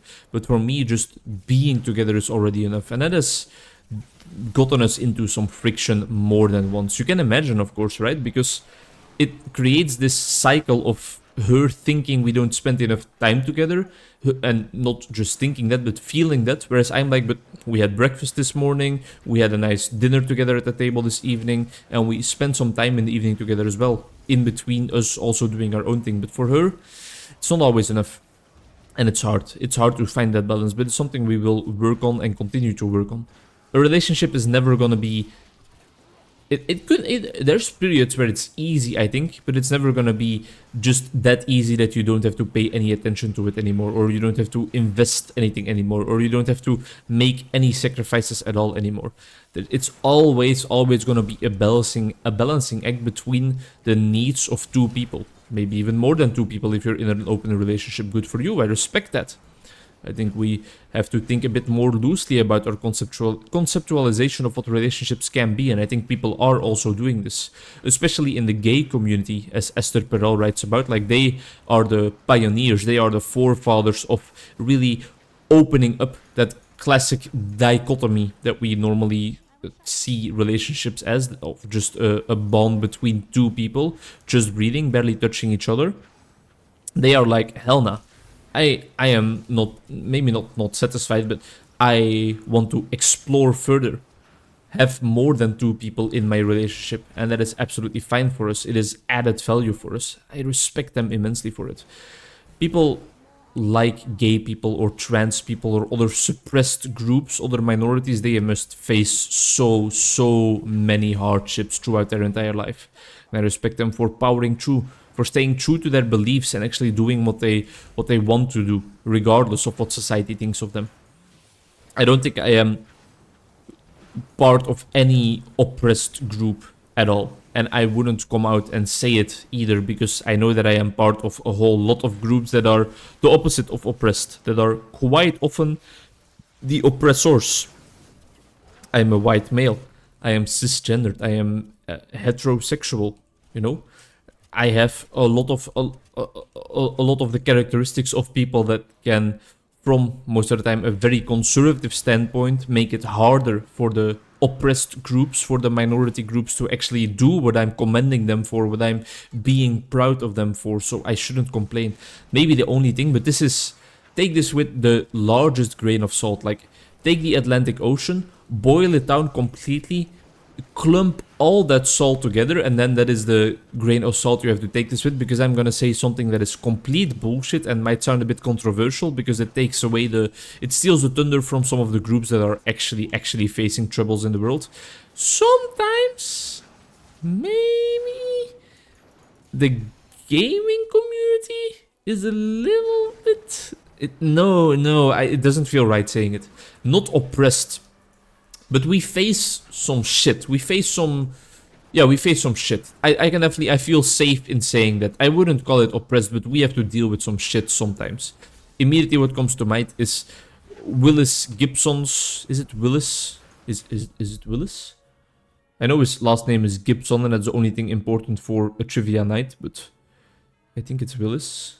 Hell yeah. Willis Gibson, Blue Scooty, the guy that... The little fella that made Tetris Crash, that got headlines, and it got, like, reprimanded by one of the news anchors, like, this is not a life goal, you shouldn't be so proud of yourself, go outside. That's one of the examples, I think, of gaming still being considered as something different, something less worthy than other pastimes, than other hobbies, than other art forms. And I think that is what I meant to say with, like, not, I wouldn't call it oppression, I think that is too disrespectful toward, for example, black people that have faced oppression throughout the entirety of history, throughout trans people now, or, well, now, whenever they have existed also, they have faced oppression. No, it's not right. It doesn't feel right to do that. Level 90. Here we go. The final rift. Or we can upgrade our altar of rights. Maybe the final rift of our recording session. I have no idea how long I've been going, but I am enjoying myself. I feel like the commentary is flowing out quite nicely. Pronunciation is also a little bit better than yesterday. And I just feel like my thoughts are flowing out clearly and fluently. Maybe it is a bit of warm-up potential that my therapy sessions elicited. They have a bit of warm-up potential in them, is what I'm meaning to say. What I'm meaning to get across. Because I had to use the verbal capacities of my brain quite intensely already throughout the part of this day that has already passed. So that makes it a little bit easier to find my words. Although I did not have any English sessions yet today, so it was mainly in Dutch. But I think it carries over a little bit. I do presume that if you would, for example, spend the entire day talking with people in Dutch, and you would then want to write something in English, like for example, if you're working on a short story or working on some world building, I feel like it has a positive effect. If it has an effect, it is gonna probably be positive, although maybe you start confusing certain aspects of the languages and you mix them up. That's not necessarily gonna help you out then, isn't it? But I think it's not really gonna work like that. I presume it's not really gonna work like that. Because you're definitely using the same regions of your brain for different languages. For the same regions of your brain for different languages. Yeah, that's what I'm trying to say. Although immediately while saying that, maybe you use a little bit more of the limbic system when you're speaking your mother tongue. Because there's a lot more emotion in there. There's a lot more emotion in the words you use in the language you have been speaking your entire life, the language you got from your mother and father and from your general surroundings. There's more emotion in there than a second language, for example. I can still probably express myself a little bit better in Dutch than in English. Although my English is quite proficient, it's a-okay. It's definitely enough to call me not maybe an expert, but at least an intermediate English speaker, I think. Still, it's not ever gonna be exactly the same as Dutch. And sometimes I might be more clearer in English because I use a little bit less crazy words compared to Dutch. With crazy words, I don't always necessarily mean like that I'm verbally gifted or verbally skilled, but I feel like I can create new words a bit easier, which is something I love to do. Just for example, or just as an example, when I was writing the report on my internal supervision for the therapy education I am enrolled in, I called one of my clients. I'll reroute the story a little bit, try to order it more chronologically. During the supervision in that day, I had to think about a metaphor that fit my client, and I compared her to a pufferfish. Seems kind of derpy, kind of soft, but if you touch her the wrong way, she will blow up and infect you, and you better keep your hands clear then. And I called her in my report my pufferfish client, you know? That's easier in Dutch for me, making those connections of words, what am I looking for? Those combinations of words. I'm looking for a specific word. I know that in Dutch, I'm looking for samenstellingen. There's one way to find out. Samenstelling, English, compounds. Compositions? No, I think compound, maybe. Yeah, a compound of words, like two words slapped together. It's easier in Dutch, because I have more of a mastery, more of an expertise, a bit more control over that language. Why did I decide to do my YouTube channel in English then? Because I think it applies to a broader audience, and that makes a lot of sense, I believe. Did I ever dream of like doing it in Dutch, or maybe potentially making another channel in Dutch? Yes, maybe, but it seems like too big of a hassle for sure, because I then split up my audience, and that's something I never want to do. That's why I upload thought videos, I upload psychology videos, I upload music, I upload gameplay videos, I upload book reviews, I upload videos about X, video about the beauty of a sunny day. I upload all of them under the same roof, because I want all of you guys to be under the same roof, and I want the connecting factor not to be that you all like Diablo, not to be that you all like psychology, not to be that you are all looking to become a better therapist yourself. I want the uniting factor of everybody here in the YouTube video you're watching right now. I want the uniting factor to be enjoyment of me as a person.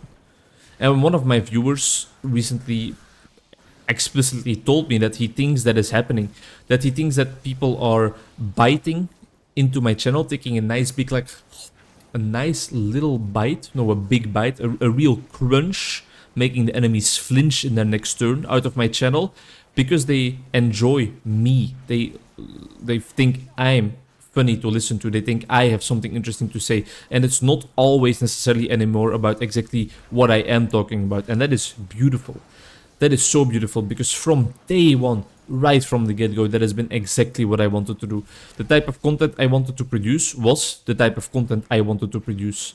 I didn't want to produce just gameplay, I didn't want to produce just story-based games, I didn't want to produce just trading card games like Hearthstone. No, I wanted to produce the type of content I wanted to produce every single day. And I've stayed true to that throughout my entire existence as a YouTuber, which is coming up on like 5 years, I think now, which is kind of mind-boggling. And the fact that we are almost at 400 subscribers is also completely mind-boggling. I know that it's a slower growth than would have been possible if I would have like listened to the algorithm a bit more, if I would have sold my soul a little bit more, for sure. 400 subscribers in 5 years is something laughable for a lot of people probably, but I am proud. I am proud because I think the slowness, the not rapidness of that growth kind of implies that the people that are here really want to be here. Maybe that's just wishful thinking on my end, but that is the thought pattern I always have to suit myself a little bit. Like, maybe it's not the largest quantity yet, but there's some quality there. The people here want to see my videos, and I thank you for that. I thank you for that. Maybe if you're like an hour and a half deep into this piece of hot garbage, this ramble fest, you're doubtful and you unsubscribe, and I respect that also. You do you, fam. I'll see you in the next life. You'll resubscribe when in 40 years you see that I really did sell my soul and I'm uploading part 4225 of Fortnite Epic Rap Battles of History, where I pit 2 Fortnite skins together and make them rap about each other's fucking... yeah, that's how I'm gonna finish that thought. What's the next thought? What's the next thought we're gonna embark upon together? One thing I want to embark upon is that I can really feel the damage slowing down. We're still gonna be able to clear this rift for sure, don't get me wrong, I'm not worried about that, but it's not the high octane dopamine releasing Diablo gameplay I'm usually used to. Although I must say we are stacking up paragons left, right and center. That's of course what this approach of just doing greater rifts is best for, gathering XP, but in general it's also the best for gathering loot. But doing a regular rift where gold is part of the loot just feels way more rewarding. It's 4 in the afternoon at this point in time. I have to be at work again at 6 already. Time flies when you're having fun. I have to cook as well still. I have to read. Damn, the day is gonna be way too short, as it always is. But that's a beautiful sign, right? If your days are too short, that just means that you're enjoying life and you want to live more life. And if that isn't a positive sign that you're doing something right, then I don't know what is. The opposite is true for a lot of people, I think. They can't wait for the day to be over. Sometimes, and in some periods of my life, this has definitely been the case as well. Going to sleep, calling a cab, having a smoke, and taking a drag is the most fun part of your day. It's what you're looking forward to. It's what marks the end of another struggle, marks the end of another day of not feeling all that amazing. And I think people can... I pity those people. I pity those people for sure, because they are going through some shit probably.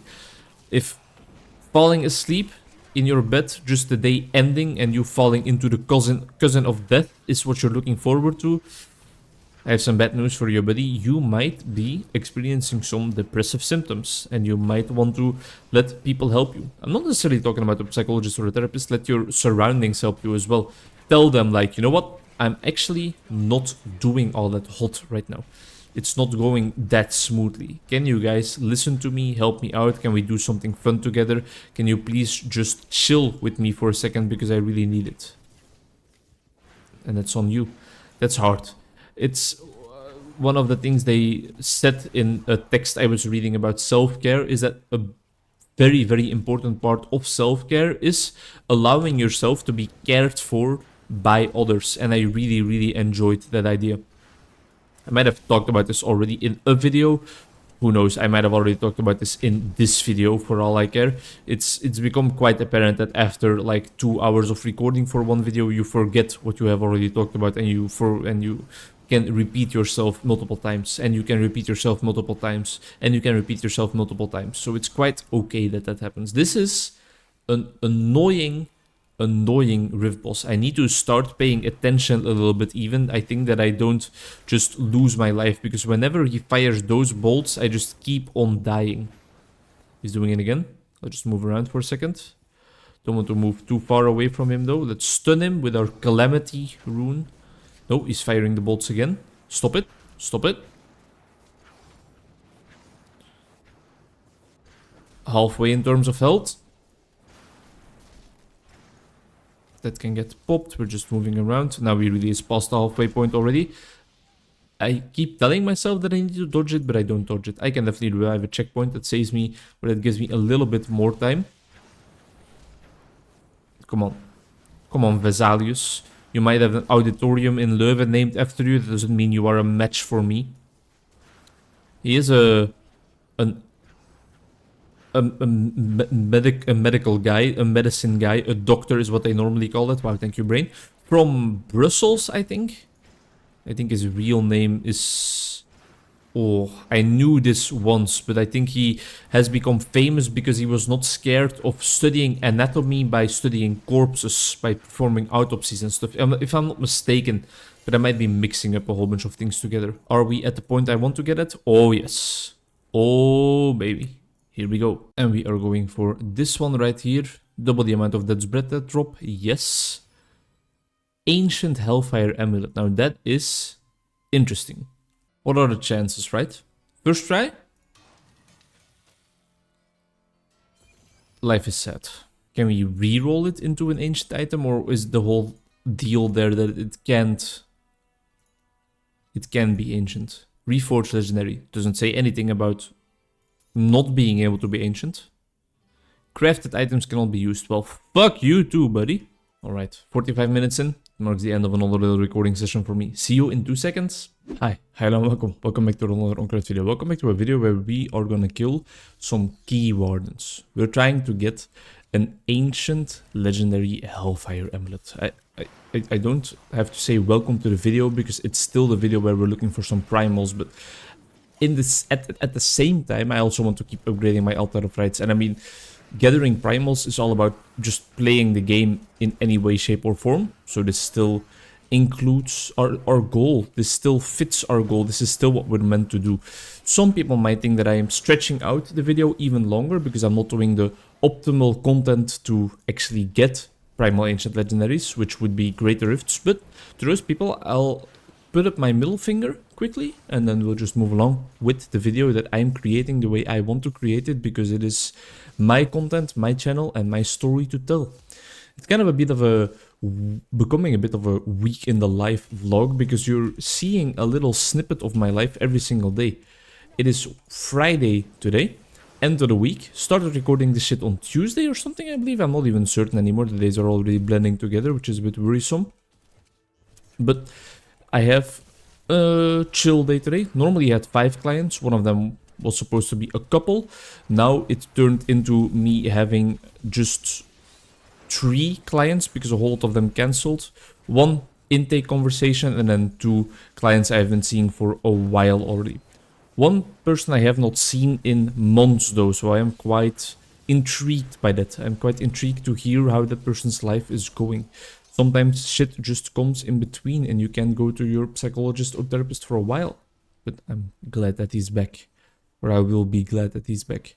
After that, the rest of the evening is going to be very chill. We're gonna have some nice dinner and drinks together with some friends. Can I cross this, please? Thank you. Wow, that was a little bit buggy. And I'm not talking about the clown that can rip his own balls off, you know? It's gonna be nice and chill, nice and calm. There will be some alcohol involved, but I'm definitely gonna keep it on the down low because I do have some clients tomorrow. And I want to, of course, be in a completely sound mind state when I have to help people with their mental health. It's the... Wow, that sounds so cringy, but it's the burden I will bear. That's bullshit. It's like it's a burden to not completely ruin yourself with the amount of alcohol you drink. No, but it is a responsibility I definitely take seriously, you know? I don't want these people to notice that I have had some plans the day before. Then again, it has to be a balancing act because I am still human, so I don't have to like cancel all my plans because that will not help them out in the slightest. It'll just make me less and less energetic and therefore also less able to do my work for sure. So it has to be a balance, you know? A balance between me still being able to live my life and additionally also just me being available to them. Available to them not in a prostitution kind of way, which it kind of sounded like for a second, but more in a just being there for them kind of way, you know? Having my full attention available for them, because that is what I promised. That's what my part of the bargain is. That's what the part of the bargain that I need to hold up. Looking forward to it. Looking forward to it. It's been a while since I've had some partying. Last week I went to my favorite bar here in Leuven as well, but I was on my own, and so I just... Alright, my little fella now picks up every single thing in the world, so I don't have to worry at all. I just spent some time reading there in the bar, listening to my favorite DJ of the moment, Pastiche, spitting something on the decks that I really, really enjoyed. It was enjoyable. People might have looked at me a bit weird reading in a bar where other people are dancing, but I just didn't care in the slightest. I was there to enjoy myself. I was there for the music, and I enjoyed the music to its fullest extent for sure, while also still progressing. There's no keyboard in here, right? While also still progressing my goal of reading more, which is going swimmingly. Already have almost 30 pages down the drain for today, so it can only go up from here, you know? And here we go. This is like, these are some fights I don't necessarily enjoy the most, but it's something you need to farm, you know? Diablo is all about farming, of course. We started off with the right portal. That's something we need to remember because I often accidentally travel back into one of the portals we have already cleared out, and that's not the best approach. At the Torment 16 level, these guys might put up a little bit of a fight because normally it's just they are complete pushovers, but they are still quite strong bosses, I guess. The Zoltan Cologne has been killed, and now this one has been killed as well. How many did we get? Like 4 or 5? That's not bad, right? It's gonna take a while if we really want to get the ancient legendary Hellfire Amulet, but I guess we have to make some sacrifices in terms of time used efficiently. Maybe I can do one of these runs like every time I start up the Diablo game for another recording session.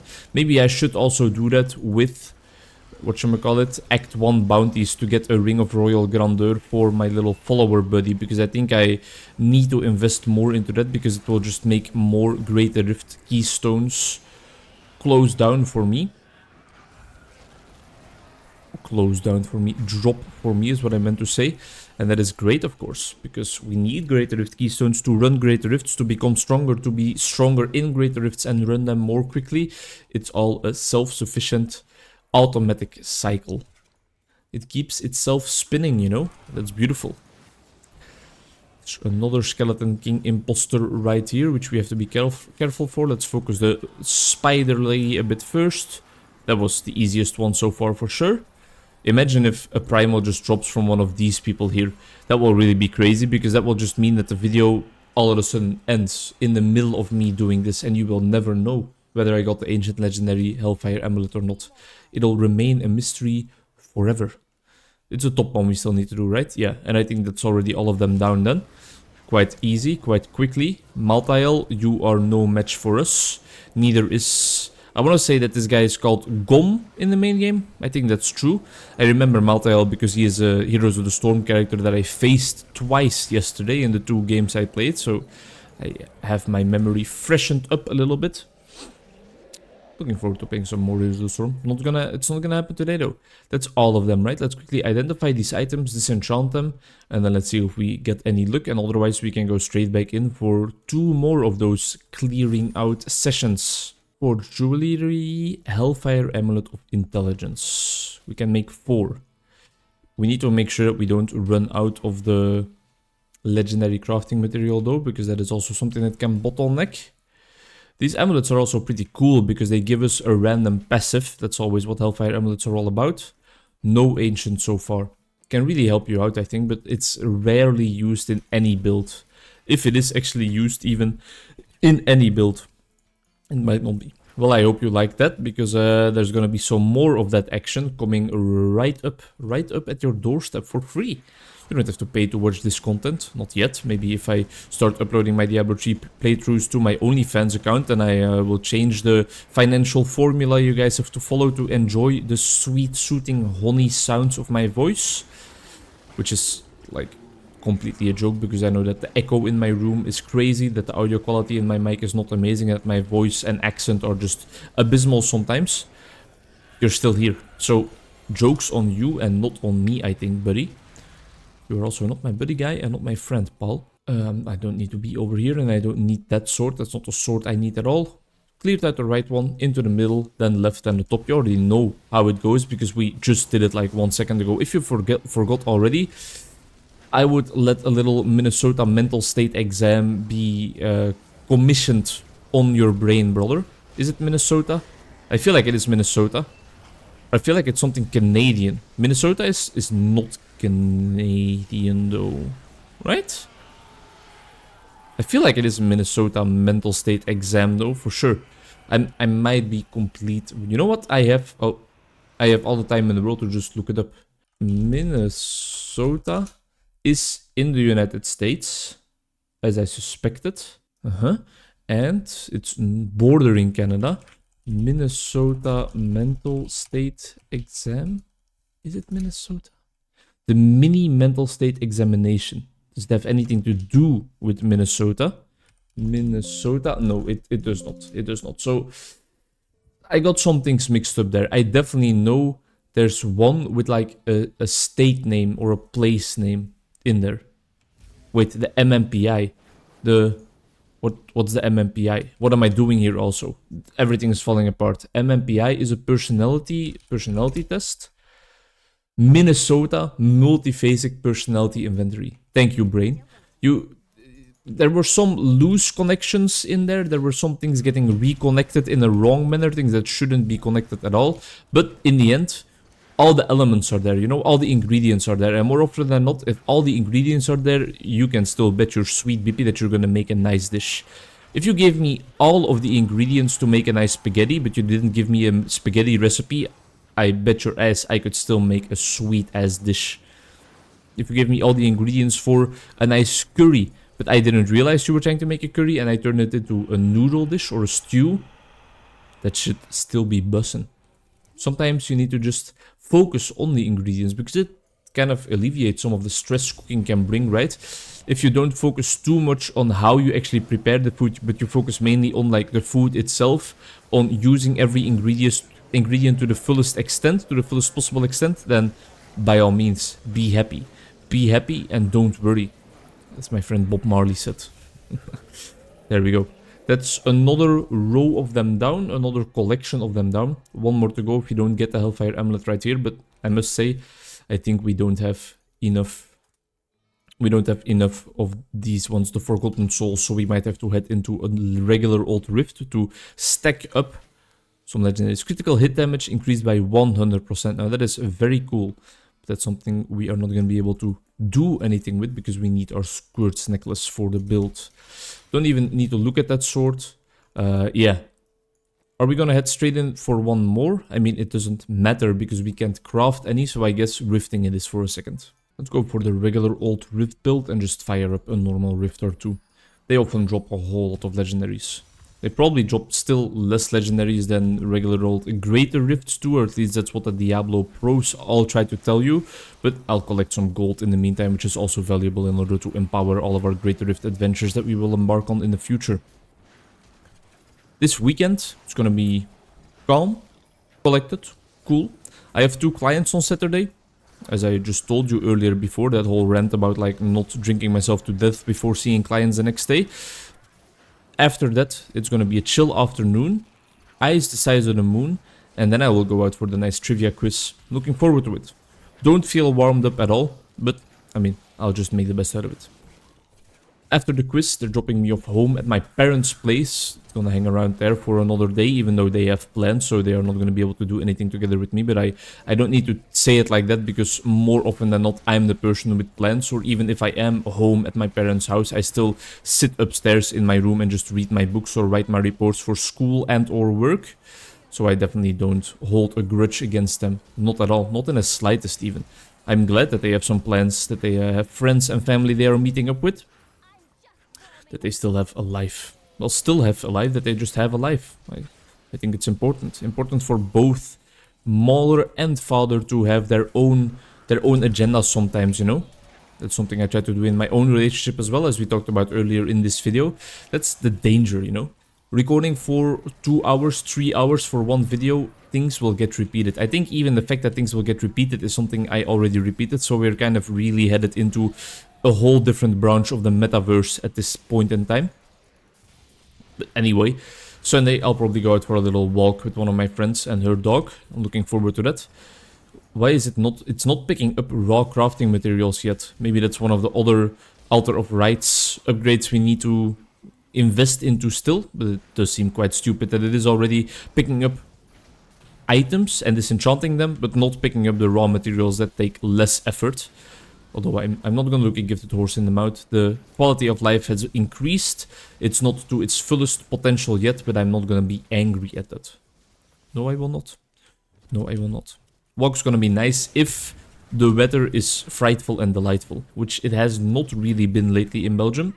It has been quite frightful, not delightful in the slightest. Just this morning, the rain really poured down from the heavens. It was raining cats and dogs of all different breeds and all different species. Still went out for a run though, and I'm quite proud. I felt a great opposition in myself to stepping out of my bed even, let alone going out for a run. I really just wanted to stay in bed. But I messaged my friend that I was going for a run with, like, hey, what do we do if it rains hard? And she didn't even respond. Apparently later I found out she just literally rolled out of bed and left for the run, so that's also a nice approach. But I am really glad she didn't respond, because that didn't give us even the possibility, the opportunity to blow our run off, to change our plans, and I am so glad we went. A great lesson for the future. A lesson I already know, a lesson I am aware of. I know that it is great for me to run, and it is good for my mental health, and that I will enjoy it a whole lot. But still, it's nice to figure out that what I'm telling clients is true and applies to my own life as well. That sometimes if you're not looking forward to doing something, if you're kind of hesitant because you don't think you will enjoy it, counting down from 3 to 1 and just doing it, as simple as that sounds, it is so effective. It has a potential to really reshape your days, to great extents, to great heights is where you might soar, you know? I went for a run. I read my 20 pages already. I was looking forward to reading the 20 pages, don't get me wrong. The story is getting to its culmination point, so it is really, really a hoot. It's a blast to invest my time into. But in general, if you feel like you should do something, but you don't necessarily find the motivation, try to start first and the motivation will follow. I think that's one of the most important life lessons I have learned, and I try to teach my clients. Not that psychotherapy is all about giving advice, but I digress. We've talked about psychotherapy enough in this video already. I need to find some new material, some new subjects.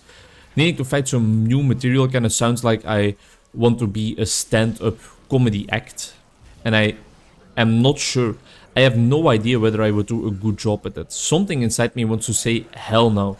And it's not necessarily because I have stage fright. I think I had that earlier in life. Not necessarily stage fright, but if I had the choice, I definitely wouldn't get up on stage voluntarily to do anything at all.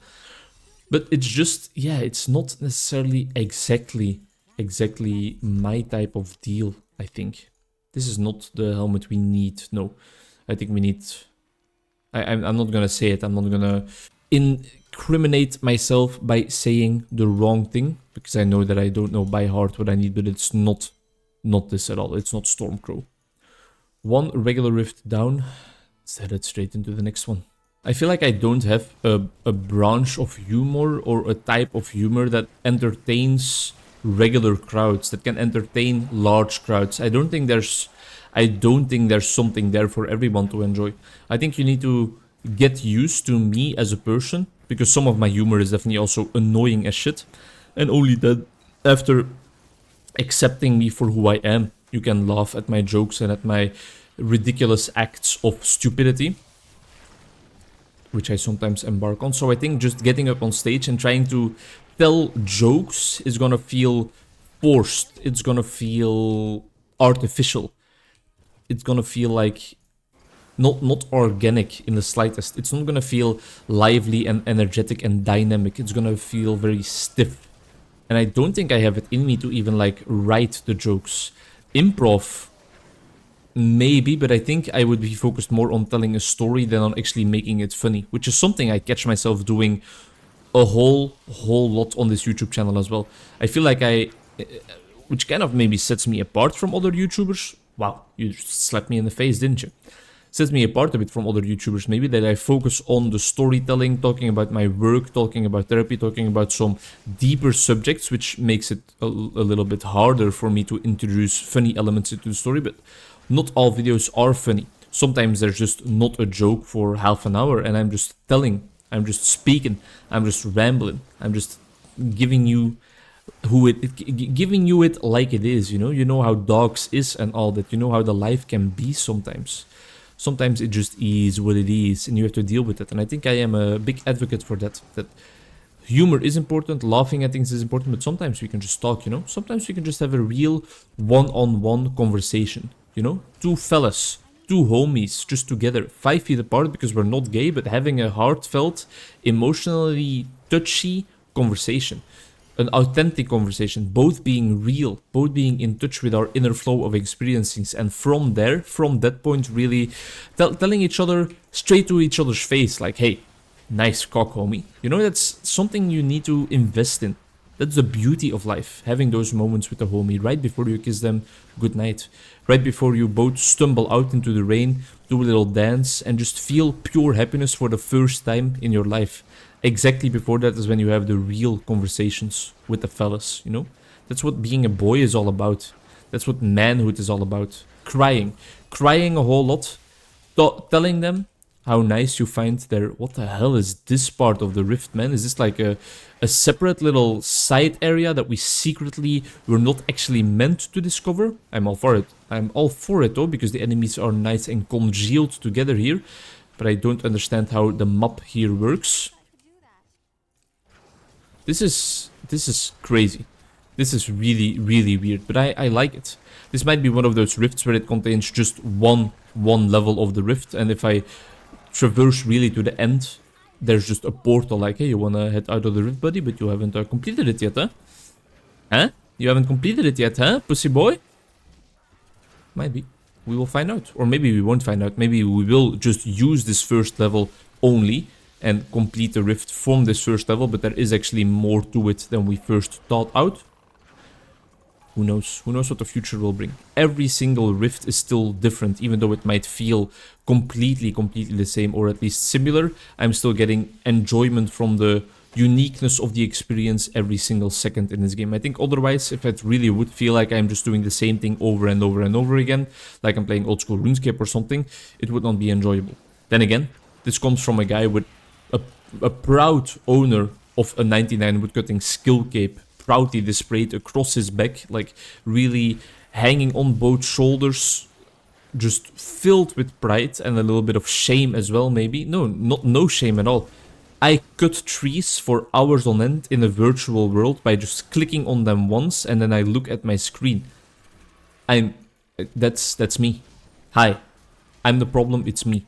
Maybe that's also a form of mindful gaming though, being satisfied with not much, being satisfied with just that, only that, and that's enough for me. Just looking at a guy slowly chipping away at one of those trees in the woodcutting guild on Zea, you know. Sometimes that's all life has to offer for you to enjoy it, and there's beauty in that. There's beauty in that, and autism for sure. For some reason, I really hoped that pack of blues would all of a sudden just drop a primal ancient legendary. Just end the video off on the word autism and me looking in the camera, and that would be a nice ending to it. Shout out to my homies on the spectrum, you know. I respectrum all of you. Remember what I said about the videos not always being funny. Even if I try to be funny, sometimes that kind of shit happens, you know? So maybe you guys are all just screaming at me. Please, just keep it to the stories. Keep it to talking about something, and don't try to be the funny guy. You're not him. You're not that guy, you know? It's not you. You can just ramble. You can talk, but don't try to introduce any little funny business in there, because it will not work. Whereas in my day-to-day life, I do feel like I am the humorously inclined individual, and people recognize that and people appreciate it. So maybe it's just the English language that kind of stops my creativity from flourishing in terms of humoristic quips, in terms of remarks that make those fucking mouth corners curl up. This is the last pack of blues we're gonna have to kill, and then the Rift Guardian will be in our midst, and we will show him who is boss. I am talking out of my ass. We need more enemies. Not many though. Not many, I can assure you that we're close. These guys, they are it. Yes, sir! Estimation was off by a little bit, but only a little bit at least, and the Rift Guardian should be easy. Our build is versatile. It is well equipped to kill trash, but also deal a lot of damage to the Rift Guardian in quite quick succession, is what I say while I am realizing that this guy is not dying, and I am. I definitely die rather quickly still. It's not that I am completely glass cannon, because there's often times I get hit and I just walk to tell the tale, just like right there, but that is because my defensive passive was popped. But in general, I have quite some toughness to my name. Not enough to survive a Rift Guardian attack though, that's for sure. They are supposed to be like the most insane enemies to face in this game. Right? Yeah, I think Rift Guardians definitely are supposed to be that. So it's quite logical for us to face a little bit of a challenge when we are trying to fight one of those. We have 45 Forgotten Souls yet again. So I will enter the Heretics Abode, go for one more round of these guys, and I will end off the recording session. Have a little bit of a lunch and go to work. Still have to prepare my conversation. Not that much effort is in the preparation of conversations anymore. I read the report from my last meeting with that client, and if necessary, like for example with the client I haven't seen for a month, I might reread the intake conversation really quickly. And then in general, I just see what preparations I made at the end of the previous session, because while writing a report for a client, I always make sure to include my notes for my future self, include some notes for my future self, and just be like, hey, next time make sure to ask about this, make sure to delve deeper into this. This seems to be a topic to talk about. And I'm thankful to my past self for doing that, because it makes the preparations a lot easier. Savage Behemoth, you are going down first because your health bar is almost completely depleted already. If you could just pass on, that would be greatly appreciated, thank you. And then the Sultan Kul clone, the Undying one, seems to be the easiest target to kill. I feel like my damage is lacking, and that is because I am still wearing my Rift build, of course. I hope I manage to remember to switch to the Greater Rift build as soon as I finish this fight, because the difference is quite stunning. It's not that we're not going to be able to kill him, it's not that we're not going to be able to win this fight, but we could have been here, we could have been out of here already for sure. That is for absolute sure. Come on, buddy. Come on, fella. You know you want to pass, you know you want to go into the other realm. Thank you very much. 4 again. Let's stack up a nice collection of those crafting materials, so we have some nice attempts. Switch to your Greater Rift build, please. Thank you very much. And let's straight back in there. We started on the right probably because we always seem to do. You have certain systems in life. I had a client with ADHD recently that told me like, yeah, I try to have such systems, but they never work for longer periods of time. And just recently, in the intervision moment in my other workplace, they told me like, well, yeah, that's very, very logical in ADHD. You need to make sure that that system can also change over time and that new things can happen in the system to make it appealing for longer periods, to keep it appealing, you know, because sure, they will get tired of it. That's like one of the main things in ADHD. They get tired of things like that quickly because it requires a whole lot of investment from them. Can the legendary item please drop to the ground first? No, all the way last. That's also very cool. Thank you, Blizzard. So that's something to give to her then later. Give to that client. That's the beauty of Intervision. People might be discussing their own clients, but you can always learn something for your own line of work. Whether it is something specifically for one client or just a new perspective on a certain disorder or diagnosis, for example, sometimes, or a new address for additional help for certain clients, it's always helpful.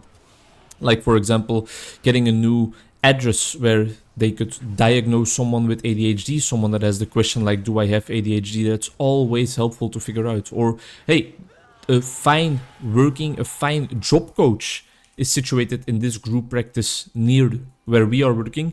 Definitely give her a call if you need help with your group practices, or with your group practices, with your clients that might have, with your clients that might have autism spectrum disorder or ADHD. Because I myself don't do the diagnostic research, not anymore. I did a couple of ADHD trajectories to tell someone, hey, you have ADHD or not, but it's not for me. It feels like I'm back in school. It re-triggers some of the very, very scary fear of failure symptoms that I had to deal with throughout my entire educational career. I don't want to relive that. I don't want to relive that in the slightest. And I would much rather invest my time in just therapy sessions. In therapy sessions, and additionally also in reading about therapy, reading Yalom's books, reading whatever floats my boat at that point in time, you know, but just whatever I'm doing, not be investing time into diagnostic research. Please. Nope. Please. Nope. Please. Nope. Please. I'm gonna cry. And here we are again. Recording session 5, I believe. As I said last time, we're starting off by collecting some keys, some drops by the key wardens in order to still look for that ancient Hellfire amulet. Not necessarily look for it, but try to create it. Considering that it's almost no gold dropping here, I do realize that we are still in our Greater Rift build and not in our regular Rift build, but I feel like it might be okay like this, because I want to be a little tanky and I want to deal a little bit more damage, and I think this build in the end has a little bit more damage than the regular Rift build, so it will make things go nicely, smoothly, quickly, all that jazz. A bit of a challenge for me to record at this point in time. It's been quite an intense weekend in terms of some personal stuff as well. I'm not gonna air out other people's dirty laundry, or it's not necessarily dirty laundry, that's not like the right expression in this case. I just don't want to tell other people's stories without them telling it themselves first, but either way, some yeah, some intense things happened to some of my best friends, and it had quite an impact on me. It took quite a toll, maybe a bit larger than expected. I'm a clinical psychologist after all, so you kind of expect things to maybe make a bit less of an impact, to maybe be a bit more bearable on my end. But then again, it's quite a difference I've noticed yet again. It's something you know, of course, but noticing it in the moment still feels crazy sometimes. It's quite a difference between when a client tells you about something disturbing, something intense, something that happened, something they are dealing with, whether a friend, a close friend, is actually dealing with that. Of course, it makes a difference. It sounds logical, but sometimes while working, I do forget. I'm just so used to everything. Of course, still having a little bit of an impact on me, because everything a client tells you has to have some impact on you. But the contrast between when it happens to your friends, when it happens to people you personally know, large. It's large, and it's welcome. It reminds you. It reminds you that you feel connected to those people. That's, I think, the beauty of the past weekend, is that in sadness and in negativity, you sometimes also feel great connection. You feel many positive things as well. Kind of feel like Butters from South Park when Stan is asking him about how he feels after his girlfriend broke up, but there's some truth to that, you know?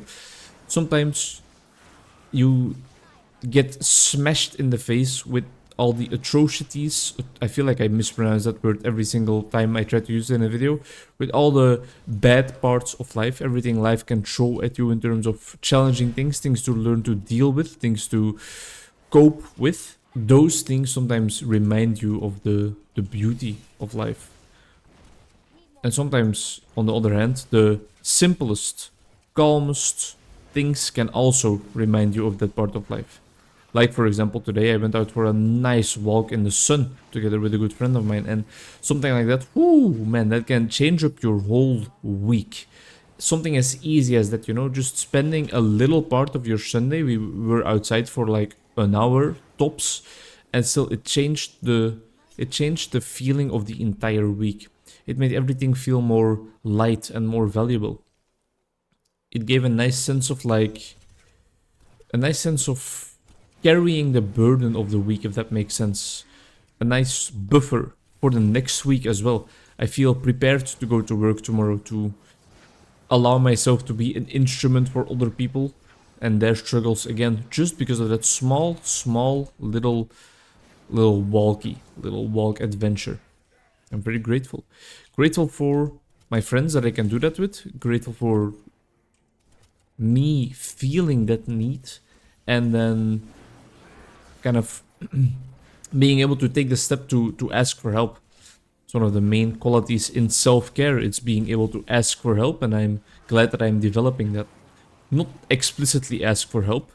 I didn't tell that person what was going on, because exactly what I told you guys, like, I don't want to tell other people's stories, but still, just in the way she acted towards me and in the way our contact is and always has been, always will be probably, I felt a sense of relief, a sense of like, I can experience difficulty at this point in time. I don't need to pretend like everything is going a-okay. I can be honest. I can really feel what I feel, and she can help me deal with it. It's some beautiful stuff, some strong stuff, man. Friendship. Have you ever heard of this? Ever heard of this friendship thing people have been developing lately? Sometimes it packs a punch, and sometimes it packs a punch in a very positive manner. It can really change up the course of your life for the better. Sometimes for worse, but I must say, in general, in my life, I feel like I haven't had so many friendship-related things that really made my life worse. And I realize I'm quite privileged in that. And it's partly because of my own dealings in terms of friendship, in a sense of like almost never being angry with friends, almost never seeing negative intentions in friends or in humans in general. Kind of a bit of a very extreme, client-centered, Rogers type vision of every human has good in them, and every human fundamentally, inherently wants to be good. Every human wants to make the world a little bit of a better place. Every human wants to develop himself to the best version of himself that he can be. It's a bit naive, but it's also there's some beautiful optimism in there. Maybe some naive optimism, but there's beautiful optimism in there as well. Seeing the beauty in the world, even when sometimes it's quite hard to spot. Sometimes, of course, you get confronted with, as I did this weekend, get confronted with like the non-beauty. Although it's a difference between like, there's a difference between something out of your control or something out of people's control, something like a natural disaster or a pandemic, or something in somebody's control, like a murder or rape or kidnapping. I digress. We're getting a little bit serious. I guess it's because it's late night, it's the end of the week. Also because I just spent a whole bunch of time reading reflection papers written by my fellow students in my therapy education, so I am in kind of a reflective mood, in a sense of like reflective on life and all the hardships we have to face as humans. Because a lot of people also talked in those reflection papers about like how they are experiencing some difficulty in their therapy education, especially with like finding their place in the group, feeling wanted, feeling welcome in the group. Did we do top? No, we always finish with top. I wish sometimes my day would finish with top. If you catch my drift. I wonder how long we have been playing this game in terms of like video length. In terms of raw recording, it's gonna be like 2.5 hours, maybe closer to 3, but I try to shut up in between rifts because for some reason I still think that some people might actually be watching this, and then of course you won't want to watch me in town just standing still. I hope nobody is watching this. I hope you're listening to this. I do hope you're listening to this. I don't hope I don't get any views, but the views don't have to be views per definition. They can be listens. Oh, I was like, why can I create only one, but I am short on Forgotten Souls again? If this is just ancient and we don't have to farm Forgotten Souls, this is Blackthorns, so I'm just gonna immediately throw that straight in the bin. And it seems that we have some rifting to do. Let's go for some greater rift. Let's farm up some experience, but we're not gonna go for 90, we will go for like 75. Dormant 16 should be not insanely quick, but with like the bonuses you get in rifts, like the shrines, the pylons and all that good shit, all my legendary gems being activated frequently, I feel like we should be able to clear this out quite nicely with some ease, with some remaining mental capacity to think and therefore be. Also had some nice activities this weekend. It wasn't all hard. I had a nice quiz Saturday, yesterday evening. We won. We ended up winning that quiz the second year in a row. We were there last year as well. It was organized by volleyball. It's the same in English, right? But it sounds so Dutch when I say it. A volleyball. Volleyball. That's more English, I think. Federation or group. And it was a lot of fun. I'm still at a point where I'm a little insecure, don't know what for when we're playing quizzes, because I feel like, and it's just objectively the case, my teammates still always know a whole bunch more things than I know, but lately I've had some contributions here and there. It makes me feel all warm and gooey inside. Not that I necessarily go to quizzes to showcase like my own knowledge, but it feels better, right? It's the same with like a restaurant chef. He of course wants people to taste his dishes. Why did that analogy pop up in my brain? Because I can't seem to build the bridge. I can't seem to construct the link. A restaurant chef creates his dishes and he wants people to taste them and appreciation because they taste nice, and maybe I want to have some appreciation for my knowledge after all. Maybe that's where my brain went, but my brain is a bit fried. Hey, Onkruid, if your brain is fried, why the hell would you record a video? Because I feel like it. Because I felt like playing a little bit of a game at the end of the day, and I really want to play some Diablo, because I also feel like I have a goal now, right? To finish off this video, to find a primal ancient legendary. It is a nice goal that I have in mind, and something to work towards always makes me a bit more motivated to get the recording, the editing, the uploading, all that goodness in. All that goodness. Editing for this video is gonna be a disaster. It's just gonna take some time. I'm just gonna cut out the parts in between rifts where I am silent, which you have definitely heard by now already, because as I said, I'm quite deep into the video. Not like, maybe knee deep, not like arms deep. I still feel like I'm still having fun. It doesn't feel like an obligation. It doesn't feel like I have lost too much time on this. It still feels like a healthy investment, but I am quite deep in it already, and you are here with me. So you know by now how the editing is going, you know the format of this video. Maybe you saw it in the previous Diablo seasons and you already knew what was gonna happen before you even pressed the play button, after just reading the title. If you do, I appreciate you, because you're one of the OGs. And with all the respect, our OGs. That is Logies. That's a little Dutch zwangere gie, pregnant guy reference for all my Dutch listeners out there. Appreciate you guys equally as much as all my English fellas enjoying a little Onkruid madness. I don't necessarily, I mean, yeah, I'm gonna say it, I don't necessarily care that you broke your elbow, and also not that, like, the nationality or any of the demographic characteristics of my viewers at this point in time. If you're here and you're enjoying yourself, then by all means, thanks. It doesn't need to be a certain group of people or a certain kind of people. Although, ladies... Yeah, okay. I think we will upgrade our Bane of the Trapped a bit further first. It's said that upgrading Bane of the Powerful doesn't do anything. It makes the duration longer, but 56 seconds is already more than enough for us to actually keep the bonus going continually. Is this another sword? Yes, right? Yes, it is. We have some thinking to do. Ooh! So what happens if we do this now? Now our damage should be like through the roof, but we are gonna like be a bit less mobile. A bit less mobile because we can rarely pop our teleport anymore. We can still pop it sometimes, but just less often. Our damage literally skyrocketed. Once our tornadoes hit, all enemies just explode. Yeah, this is fun. Wait. I could teleport quite quickly there. A couple of times in a row. Why? I can't teleport quite often in a row. Do I have a certain rune that makes me able to teleport 3 times? Can't look at it right now because we are in a great rift, but it almost instantly resets sometimes. I wonder why. I don't know why, but I love it. It's okay. Maybe we have just found a nice build upgrade. Look at the yellows melt. Okay, maybe this sped up the video quite a ton. Not that I'm necessarily looking for it. I'm still having a blast. It doesn't need to go quicker. I'm all about that slow life. I'm not all about that slow life, but I want to be more about that slow life.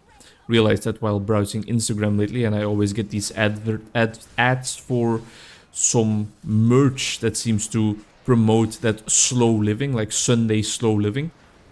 Not only are they very beautiful, those t-shirts and sweaters, it also is a nice message and something I want to invest more into. Something I have invested more into lately because I often start my day with my required reading for that day, with my 10 pages that I tend to try to read every single day.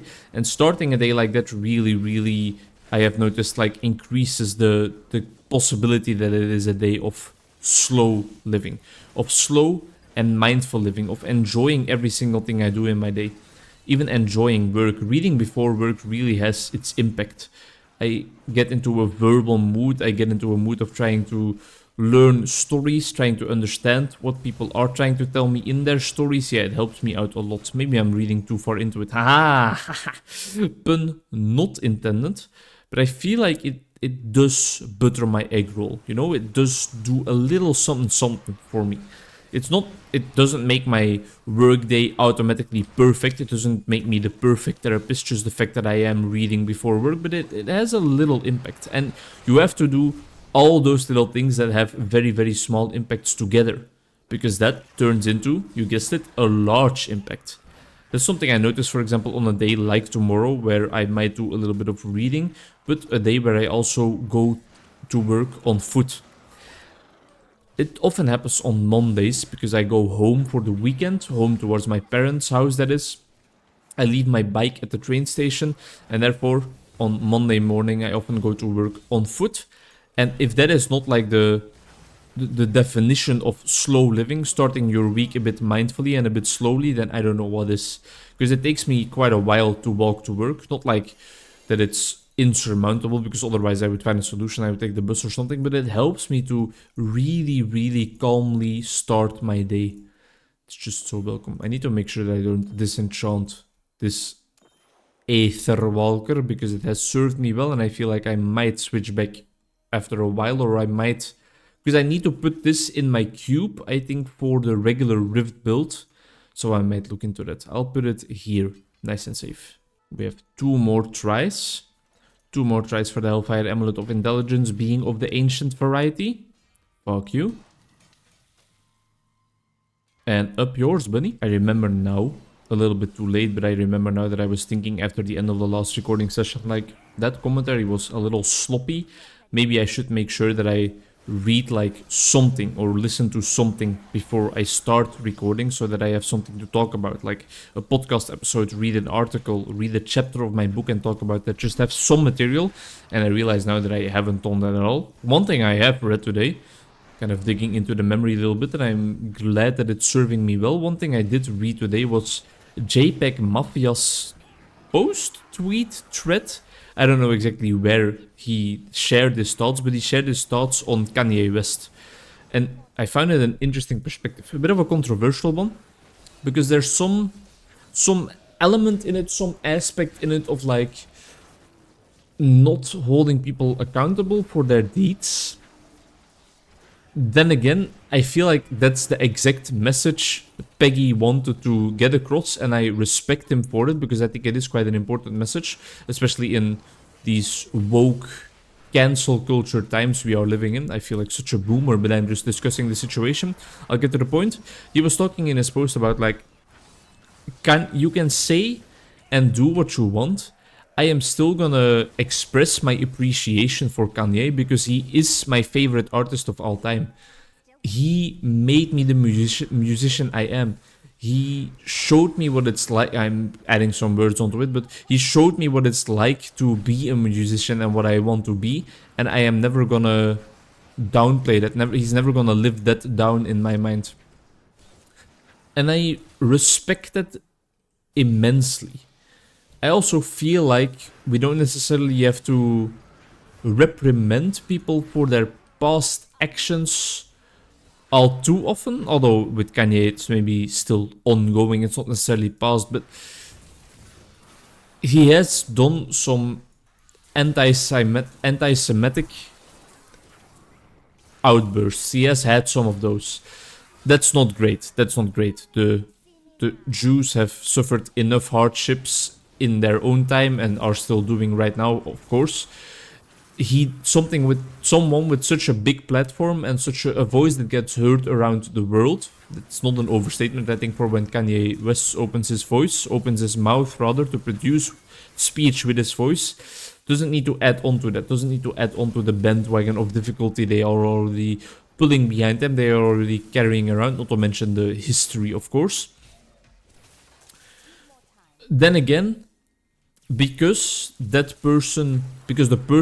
artist, because the creator has produced such heinous thoughts, you don't immediately have to throw all your Kanye albums in the garbage disposal, you know? You don't immediately have to burn them to a crisp.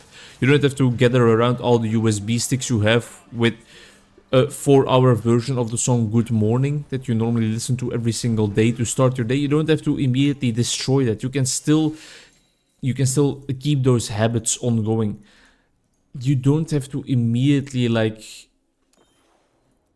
disregard everything a person has created if they go about having one misstep. And maybe it's a bit short-sighted for me to just call it like one misstep, because he said some fucked up shit. Of course, that's it, right? That is it indeed. He said some fucked up shit. But I don't know. Don't be so harsh. It's a controversial topic. I'll reread Peggy's... I think that was a ring we actually needed for our build. I'll reread Peggy's statement real quick while I'm also figuring out whether we can now switch over to our meteor build finally, and I'll come back to you in the final rift of this recording session to tell you about what my research has brought me. I feel like we have all the pieces of the puzzle in order for this to work. I don't have a socket on my weapon to re-socket this gem, which is probably going to lower my damage a little bit. Let's quickly check it out. If we save this build and we re-equip this build,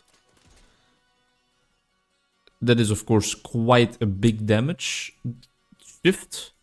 If we equip this build then, it is 815. So yeah, we have some making up to do in terms of like probably enchanting some of the shit as well. We still need better shoulders as well. But can we just clear out enemies? That's the real question I should ask. We can. It's not gonna be quick, it's not gonna be pretty, but people are dying, and so am I. Because tankiness is also gonna be, like, just non-existent, especially not while I... What am I gonna say? Especially not tanky, this is not gonna exist, especially not while I am using the regular Rift variety of this build, and not the greater Rift variety, which always includes a little bit more tankiness, but I must say it feels cool and satisfying, and especially that my computer is not freezing. I feel like if I take this bad boy into a regular old Rift, we are gonna have some fun. Everything around us is gonna explode. Let's just try it. Let's try it, and it's gonna be the end of this video then. A regular Rift with the build we actually want to play this season. Oh yeah. Oh yeah, okay. Oh yeah, okay, that's satisfying. Yeah, but that's satisfying. Do the blues die? They die. Oh, they die, alright. We made it. What is that? Oh, I thought for a second we instantly got a consumable, a Ramalatni's gift, in order to socket something into our weapon, but it's fine. Yeah, this is nice. I'm not gonna lie, this is very, very nice. Ladies and gentlemen, we got them. We've made it. We're in the home stretch now. We're in the final part of the season. We're having fun. And we have in Geom now, so now it also becomes like just... We almost don't have to run anymore. We're going to be teleporting around the map in quick, rapid succession. What is our explosive blast for? I don't necessarily understand that part of the build yet, but maybe it will become more clear in the future. I'm tumbling over my words a bit because I'm excited, so that's a point in time where I will allow my speech to become a little bit on the impaired side, because I'm just hyped. This is what I've been working on for 583 Paragon levels. This is what I've been working towards for this entire season. So it really feels nice to finally achieve this. Still don't necessarily know what the explosive blast is about, because I feel like it will not deal that much damage. It doesn't deal damage at all. It makes the meteor showers trigger, but it seems to be way less effective at doing that when compared to when I just right click. So no, I don't understand. But for now I don't need to understand. For now I can just enjoy. I can enjoy how chaotic this build is. I can also enjoy the fact, and this is gonna be a major flex, but at this point in time I don't really care. It's another one of those twister swords. We don't need your kind anymore. At this point, I don't really care. I'm just gonna flex on you. I know that my buddy Krogrin had this build last season as well with the meteors, and I know he was complaining about a little lag. This shit ain't lagging. This shit ain't lagging at all. My computer is powerful. I might have spent like an entire month worth of money, or even a bit more on it, in terms of like work money, but it is goddamn worth it, because I have gotten so much enjoyment out of this baby already, and I am just basking in the glory of having a powerful computer at this point in time, and I am all for it. We're gonna have to work on some defensive capabilities in this build, but other than that, man oh man, satisfying. Satisfying to say the least. What a nice way to end off my day. I'm gonna read a couple more pages. I'm not gonna make it too late because I need to get up quite early tomorrow to walk to work, but yeah, this is gonna be just a nice feeling of satisfaction. Push me and then just hurt me, and then I can just go to sleep and enjoy. Imagine if we also got a primal right now. That would really make everything come full circle. that would make everything come to a whole. This is not the source we need for this build though, right? What I wanted to talk about before the video ends, JPEG Mafia's message. Apparently he met up with Kanye West and got a lot of backlash for that, because like, how can you meet up with such a person? He has done this and that, he has supported Donald Trump, whatever. Whatever you want to make of it, whatever people confronted him with or told him was wrong about the situation, his response.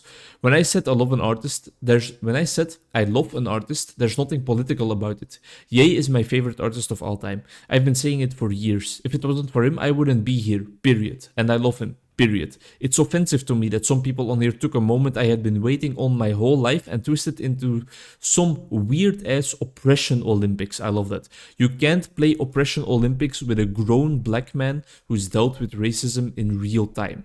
Ooh, that's powerful.